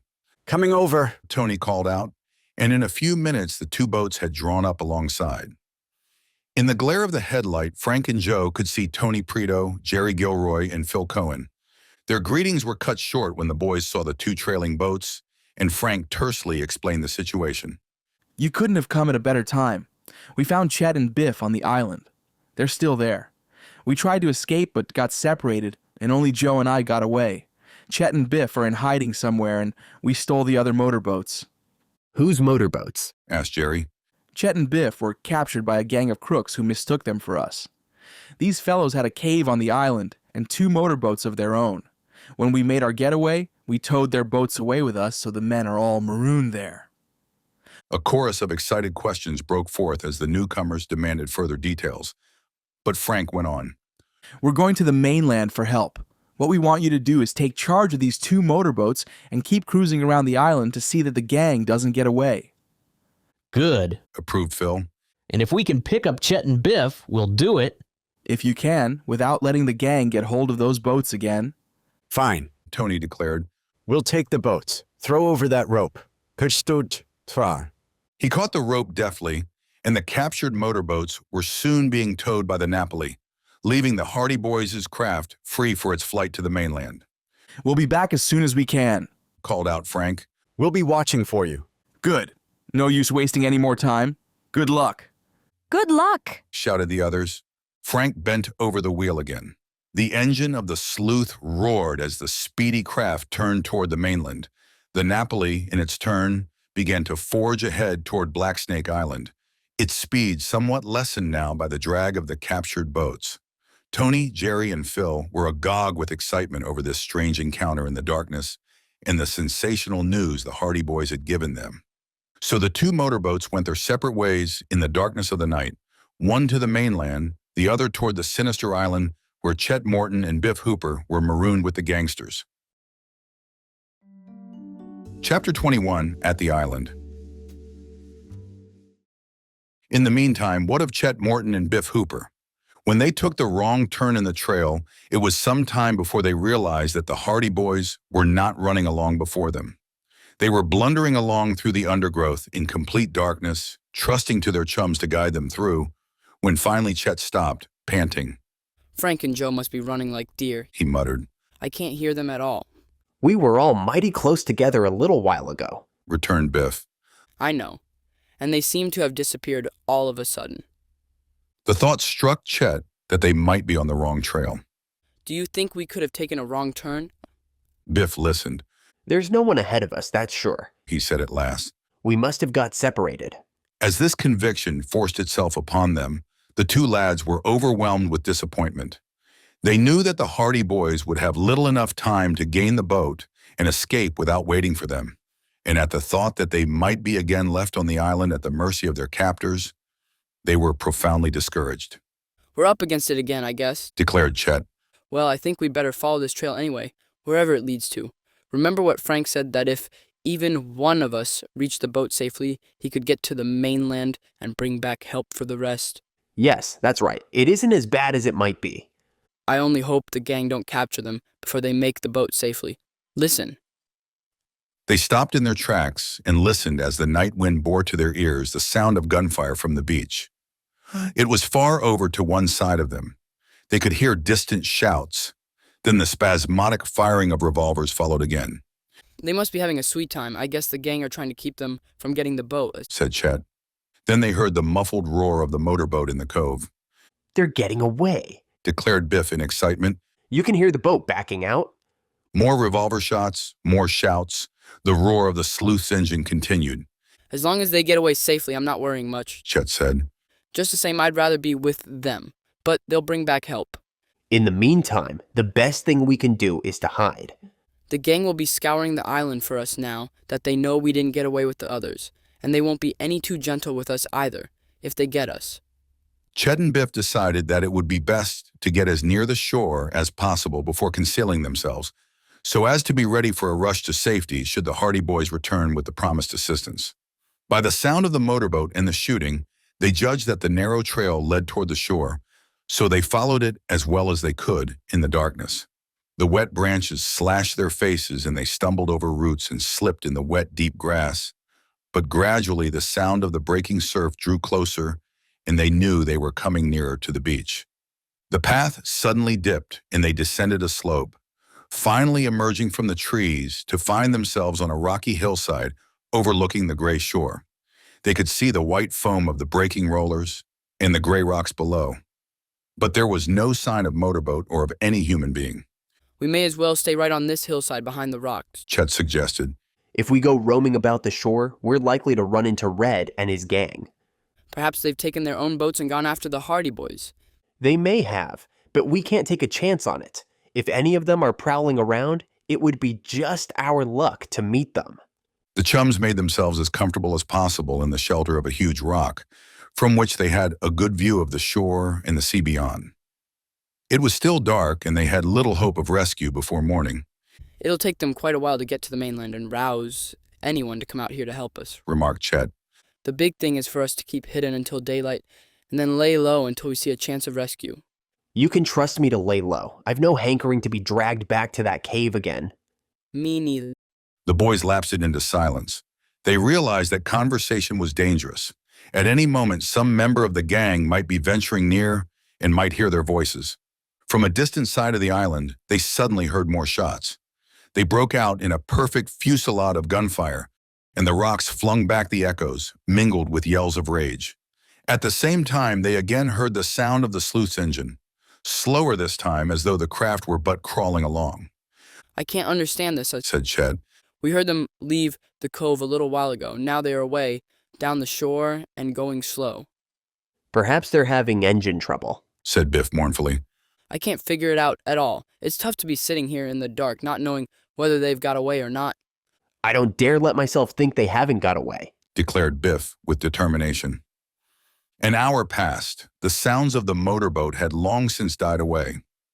Once in a while, the chums heard voices back in the grove, and they knew that at least some of the gangsters had been left on the island. Whether the others had left in pursuit of the Hardy Boys, they could not tell. Had they known of the Hardys' coup in taking the gangsters 2 boats, they would have felt more relieved in mind. The chill of approaching morning had settled over the island, and they huddled together in the shelter of the rock, seeking warmth. Suddenly, from the sea, they heard the steady chug-chug of a motorboat that seemed to be progressing slowly along in close proximity to the shore. They looked out, and they could see a headlight slowly moving through the darkness. It's a motorboat, but it's traveling very slowly, said Chet. Let's take a chance and hail them. It might be some of the gang. That's right, but we can go down closer to the shore and see. It may be Frank and Joe looking for us. The 2 lads left the shelter of the rocks and began moving cautiously toward the beach. They realized that there was every chance that the mysterious craft might be one of the gangsters' boats, and that they would be risking recapture by making their presence known. But on the other hand, it might be the Hardy Boys returning in an effort to pick them up. They had gone no more than a few yards when a loud voice only a short distance away made them jump with surprise. Is that one of our boats, Pete? No, I don't know it at all. There's something funny about this. A rock clattered down the slope. Chet looked back. 2 dark figures appeared in sight at the top of the declivity. The 2 parties saw one another at the same time. Here they are, roared one of the men, and he plunged down the slope straight at the astonished boys. The other man came running after him. The first impulse of the 2 chums was to run, but they saw that flight would be useless. They were midway on the hillside, leading to the beach, and the path was treacherous with rocks and loose gravel. They would be overtaken in a moment. Fight 'em, said Chet, gritting his teeth. The boys stood their ground. The 2 gangsters, one of whom they recognized as Pete, came floundering down the slope. They had started out in such a rush that now they were not well able to stop.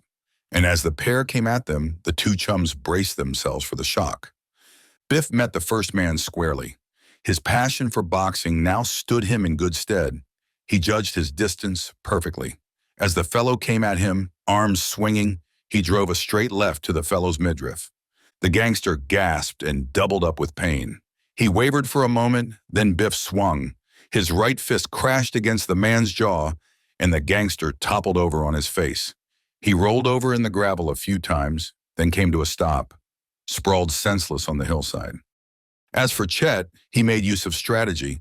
When the second man rushed at him, he sidestepped neatly. His right foot went out. The gangster tripped over it, and so great had been the force of his rush, and so sudden was his downfall, that he went plowing forward on his face for several yards until he came to a ledge of rock. He made frantic efforts to save himself as he felt that he was going over the side, but his descent could not be checked. Chet had a glimpse of desperately waving arms and kicking legs. Then his adversary disappeared with a crash. The ledge was only a few feet from the beach, but it was certain that the fall would knock the breath out of the gangster's body for several minutes at least. Without another word, the boys scrambled back up the hillside. They knew that the gangsters would recover quickly and that the alarm would soon be sounded. They must hide, and that quickly. They gained the shelter of the bushes just as the gangster, who had gone tumbling over the ledge, began to find his breath again and shout for help. Desperately, the boys scrambled through the undergrowth, seeking no path, seeking only a hiding place. At length, when they were in a dense thicket where the branches were so closely entwined that further progress seemed impossible, they halted. This is as far as we can go, Panted Chet. They'll be searching for us now, but they'll never find us in here. That was a narrow escape. It sure was, but we gave them something to remember us by. Biff Hooper doubled up his fist with satisfaction. I knocked my man colder than a sardine, he declared. It was nearing dawn. The first faint streaks of light were appearing in the eastern sky. I wonder where that boat went, said Chet suddenly. Perhaps it's still near the island. It wasn't one of the boats belonging to the gang anyway, by the way those two fellows were talking. If we could get a hiding place a little nearer the shore, we might be able to see it. Yes, let's get out of this thicket. Quietly, the boys began to withdraw from the deep thicket in which they had become entangled, but the branches cracked underfoot and seemed to have the brittleness of matchwood. The chums were afraid they would be heard. Better stay where we are, muttered Chet. They remained motionless for some time, and the swift dawn soon began to paint the sky. The darkness diminished, and the boys could now see one another plainly, and could see the extent of the deep thicket in which they had become enmeshed. Now let's try to get out, said Chet. Again they attempted to make their way out of the thicket, and this time, because they could see what they were doing, their efforts met with more success. But they could not avoid making considerable noise, and the crackling of branches seemed like the reports of rifles. Then to their horror they heard a voice. I heard a noise in the bushes over there almost an hour ago, and now I hear it again. We'll go over and see, replied another voice. The boys looked at one another, then froze into silence. They could hear heavy footfalls nearby. Branches crackled. They're hiding around on this side of the island somewhere, said the first voice. If I ever lay my hands on 'em. Chet put his finger to his lips as a warning to silence, but there was no need. Biff was scarcely daring to breathe. Just at that moment, a sound broke forth that sent a thrill of fear through them both. It was a sibilant, terrifying hiss right at their feet. Chet looked down and gave a low cry. A huge black snake was coiled in the grass in readiness to strike. Chapter 22, The Chase. Chet Morton leaped back with such violence that he collided with his chum. He had seen the serpent in the nick of time, and his backward leap had been so instinctive and so involuntary that he somehow evaded the swift, whip-like thrust of the evil head that plunged at him. The snake missed, although its body writhed against Chet's boot for a second, and the fangs stabbed against the heavy leather. The boot saved the boy. Had the snake struck against his leg, he would have been bitten. The chums plunged blindly through the thicket. There was no thought of caution now. They were filled with unreasoning terror of the black snake, the instinctive revulsion that fills most people at the sight of such a reptile, and they went crashing through the bushes. The noise of their flight did not escape the two rascals who had been searching for them. I see them, shouted one of the men. He came plunging through the deep grass at the outskirts of the thicket to intercept the boys. Chet saw him in time and veered to one side.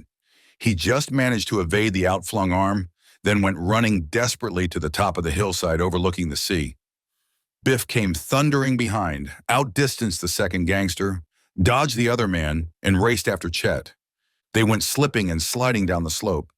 Chet had no clear idea of where they were bound, but he was determined to keep running either until he was captured or overcome with exhaustion. But when he came over the brow of the hill and began the steep descent, he saw something in the sea below that made him give an exultant yell. It was a motorboat, and one that he recognized immediately. The boat was none other than the Napoli, and in it were 3 figures. Even at that distance, he knew them for Tony Prito, Phil Cohen, and Jerry Gilroy. Behind the motorboat were 2 other craft being towed. He had not been seen as yet, for he saw that the Napoli was cruising leisurely around the island. He shouted hoarsely to attract attention. He saw Tony look up, then speak excitedly to his comrades. They waved frantically in reply. Then the bow of the Napoli began to head in toward the shore. Could they reach the boat in safety? Biff was thundering down the slope, only a few feet behind Chet. Rocks and pebbles went bouncing and bounding along in front of them. Sand and gravel flew from about their boots. And coming in swift pursuit were the 2 gangsters who had so nearly captured them in the thicket. These men were shouting hoarsely to them to stop. But the 2 chums had no intention of stopping. They saw safety in sight. Could they reach the shore and gain the boat before the 2 gangsters overtook them? Then, out from among the rocks along the beach, emerged 3 figures. Chet's heart sank. They were the other gangsters, and they were directly in the path. At the same time, he saw that Tony Prito was bringing the Napoli around and away from the shore. Spent and exhausted, he tried to dodge the 3 men ahead, but the effort was short-lived. One of the 3 leaped forward and grappled with him. They fell struggling into the sand. The other 2 leapt at Biff. The boys fought bravely and desperately. Chet struck out and his fist crashed into the face of the man who had tackled him. The fellow sagged back for a second, and Chet tried to free himself from the grasp around his waist. But as he did so, one of the other 2 gangsters came rushing up and launched himself on him. Biff battled with equal ferocity, but he was powerless against the 3 rascals. He kicked and struggled, but they had him down and they dragged him back behind the rocks, where the others soon brought Chet.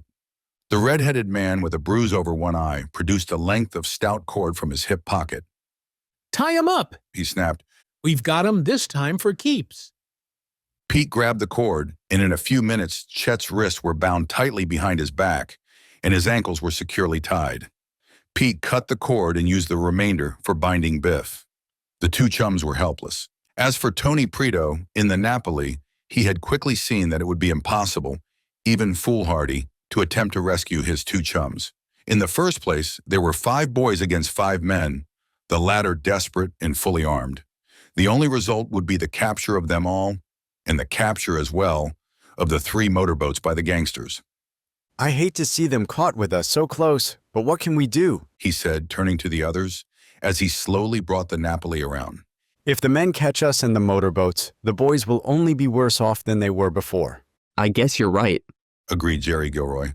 I sure thought for a minute that we were going to be able to save them. Between the crowd of us, we could have held off those other 2 toughs long enough to get Chet and Biff on board. But when the others showed up, I knew it was all off.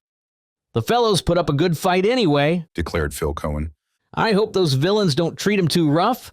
"We'll get them free yet," asserted Tony. "I don't know how it's going to be done, but we'll get them free. We've still got all the motorboats, and the gang can't leave the island, that's sure." When he had brought the Napoli out a safe distance from shore, Tony decided to drop anchor. "We'll stick around," he decided. "They'll know that we aren't going to desert them anyway." So the Napoli, with the 2 captured motorboats drifting behind, remained at anchor, while the 3 chums scanned the rocky shore. Once in a while, they saw one or another of the gangsters emerging from behind the boulders to gaze at them, then return. "We've got them guessing," chuckled Tony. "They don't know what to make of us. They know we have their boats, but they don't know who we are or how we got them." 2 hours passed. The sun rose higher in the sky. Blacksnake Island, in all its sinister ugliness, simmered in the morning heat. There was no further sign of life from the shore. Although the boys in the motorboat did not know it, the boulders behind which Chet and Biff had been carried hid the trail up to the grove and thence to the cave in the rocks. The gangsters had decided to return to this cave, and Chet and Biff, with their ankle bonds untied, had been roughly ordered to their feet and bade proceed with the gangsters up the hidden trail.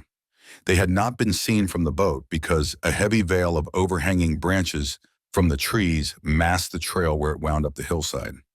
Toward mid-morning, Tony chanced to look up and gaze out toward the mainland. He leapt up with a frantic yell. "Here they come!" he shrieked. "Here they are!" The others rose and stared. Then, as the meaning of what they saw dawned on them, they cheered hoarsely and danced with delight until the motorboat rocked and swayed beneath their feet. Cleaving the waves came a low, rakish craft, speeding along with white wings of foam at her prow. It rushed silently toward them with the grace of an arrow. It was a United States revenue cutter, and when the boys in the boat witnessed its approach, they knew that the Hardy Boys had been successful in obtaining the aid they had gone to seek. The boys cheered and waved their arms, trying to signal to the cutter that they had located Chet and Biff. Finally, Tony started up the engine and brought the Napoli alongside. The cutter slowly came to a stop. There was a clank and a clatter as the anchor was sent over. A husky revenue officer with a revolver strapped to his waist leaned over the side and hailed them.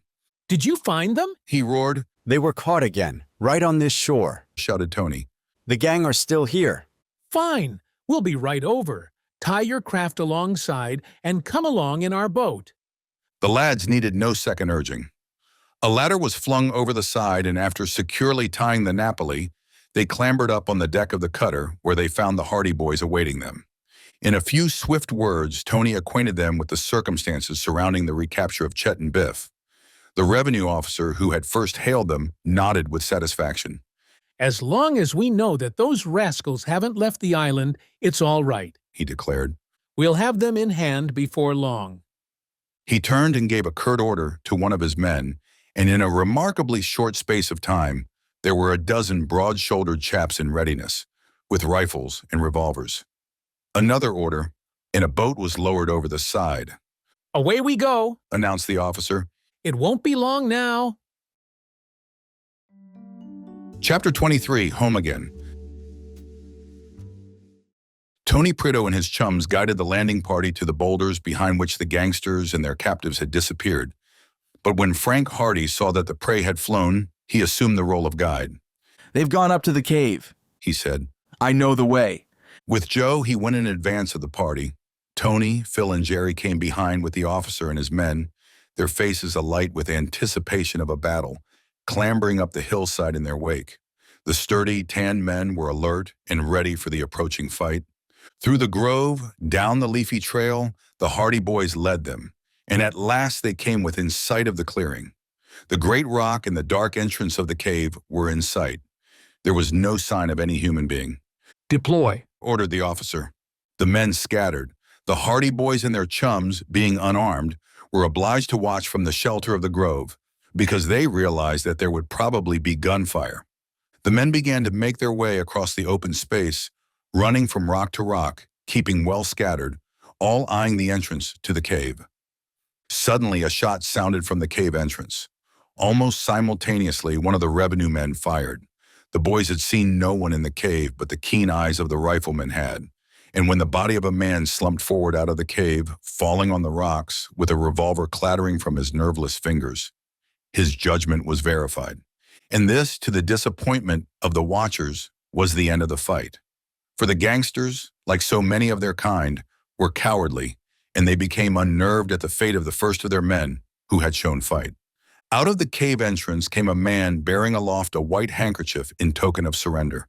He was followed by the others, with hands upraised, and behind them came Chet Morton and Biff Hooper, their wrists still bound, but their faces alight with joy, in contrast to the surly visages of the gangsters. "Well, well," declared the officer in charge as he confronted the rascals, noting the frowning red-haired man. "If it isn't Red Hawkins and his gang, and you too, Pete, we've been looking for your hangout for the past 3 months, and for you as well. Put the cuffs on 'em, boys."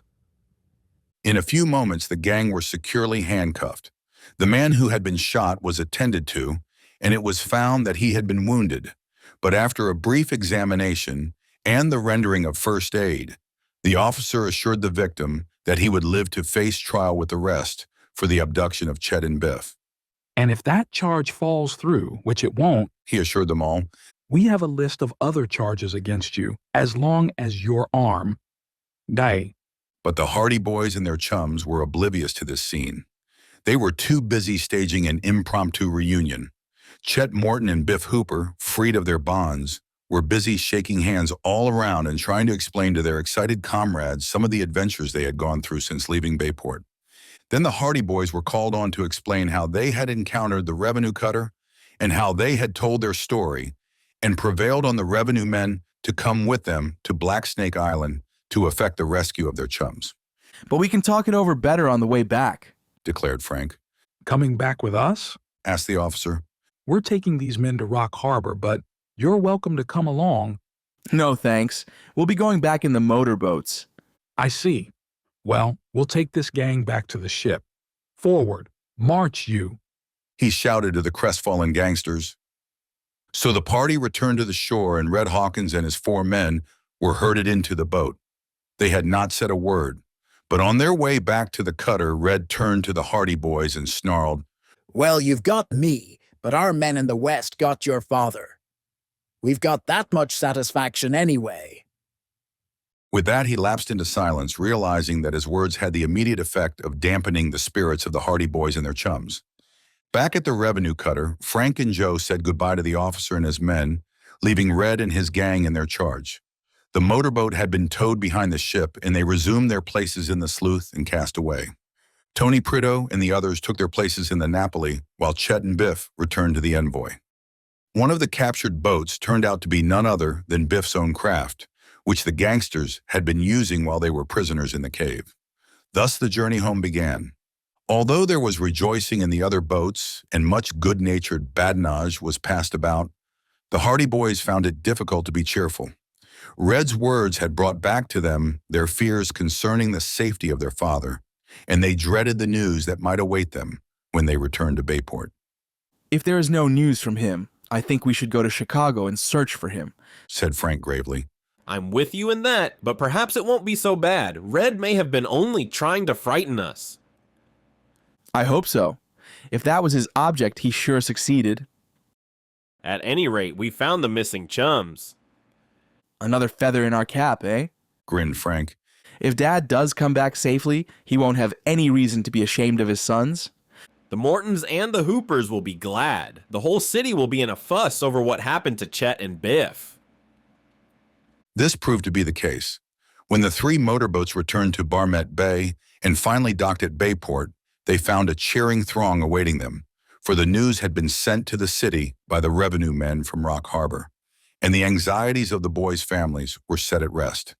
The Hoopers and Mortons in particular had been almost frantic with worry, and Chet and Biff were given a welcome befitting heroes of an expedition given up for lost for many years. Nor were the Hardy Boys and their chums forgotten in the welcome. Chet and Biff gave full credit to the Hardys for the part they had played in the roundup of the gangsters. When Frank and Joe were finally able to break away from the crowd and make their way back home, the news of the exploit was beginning to spread rapidly through the city. When they came within sight of the familiar house, they broke into a run. They raced up the front steps. They flung open the front door and burst into the hallway, almost knocking over Aunt Gertrude, who was dusting. Land's sakes! She exclaimed. Can't you boys ever learn to come into a house properly? I never seen the like in all my born days. Go right back out that door and come in again like gentlemen. Home again! Exclaimed Frank with a grin. Then he turned anxiously to his aunt. Any word yet from Dad? He's in the library, sniffed Aunt Gertrude. In the library! Exclaimed the boys in astonishment. Yes, in the library. And what of it? Where did you expect he'd be? Up in the attic? But the Hardy Boys did not wait to reply. With a whoop of delight, they rushed through the living room and into the library, where they found Fenton Hardy seated at the table. Their father got up quickly as they rushed at him, and in a moment all 3 were shaking hands and chattering in gladness and relief. We heard you'd been caught by the gang? Gasped Frank. Fenton Hardy smiled. It was the other way around, he corrected them. The gang was caught by me. And we caught the rest of them. Not Red Hawkins and his crew? The Hardy Boys nodded. Their father gazed at them in incredulous astonishment for a moment. Then he slapped them heartily on the back and indicated the chairs nearby. And I thought they'd clear out when they knew Baldy and the others were behind the bars. Why, this rounds up the entire pack. Tell me about it. But first of all, have Chet and Biff been found? The boys nodded. We found them on Blacksnake Island. That's how we rounded up the gang. They captured Chet and Biff in mistake for us. They had him in a cave. Then in the seclusion of the study, the Hardy Boys told of their search for the missing chums, of their deduction that the boys might have gone to Blacksnake Island, of their arrival on the island, and the finding of the gangsters in their cave. Fenton Hardy listened to the recital with sparkling eyes, for he realized that his sons had played a part that made him proud of them. And when the tale was finished, his approval was evident by the manner in which he pounded the desk with his fist. Fine, he declared. It was real detective work in the first place, and real grit and courage from then on. I'm very proud of my boys. But all the time, added Frank, we were worried about you. The men said you had been captured in the West.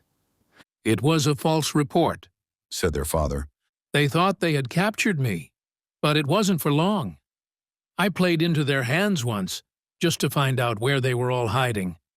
But I had another detective to shadow me, and when I found out where the gang were gathered, I gave the signal and we rounded them up.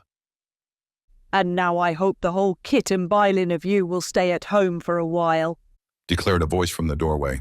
I declare I never did see such a family, for the men folks to go gallivanting around the country and never staying at home. It's a wonder to me, Laura, that you put up with it. Well, smilingly replied Mrs. Hardy, who had entered the room with Aunt Gertrude. with 3 first-rate detectives in the family, I'm afraid I can't expect anything else. And they always come home again. Aunt Gertrude sniffed. I'll guarantee that if I visit here much longer, I'll see that those 2 boys haven't much chance for more detectiving, she announced. I'll cure 'em, so I will. It's no business at all for boys. Mrs. Hardy smiled serenely. Fenton Hardy winked gravely at his sons, so Aunt Gertrude's threat did not greatly disturb them. There were to be more exciting adventures in store for the Hardy boys, and what some of these were will be related in the next volume of this series, entitled The Hardy Boys Hunting for Hidden Gold, a strenuous story of the West.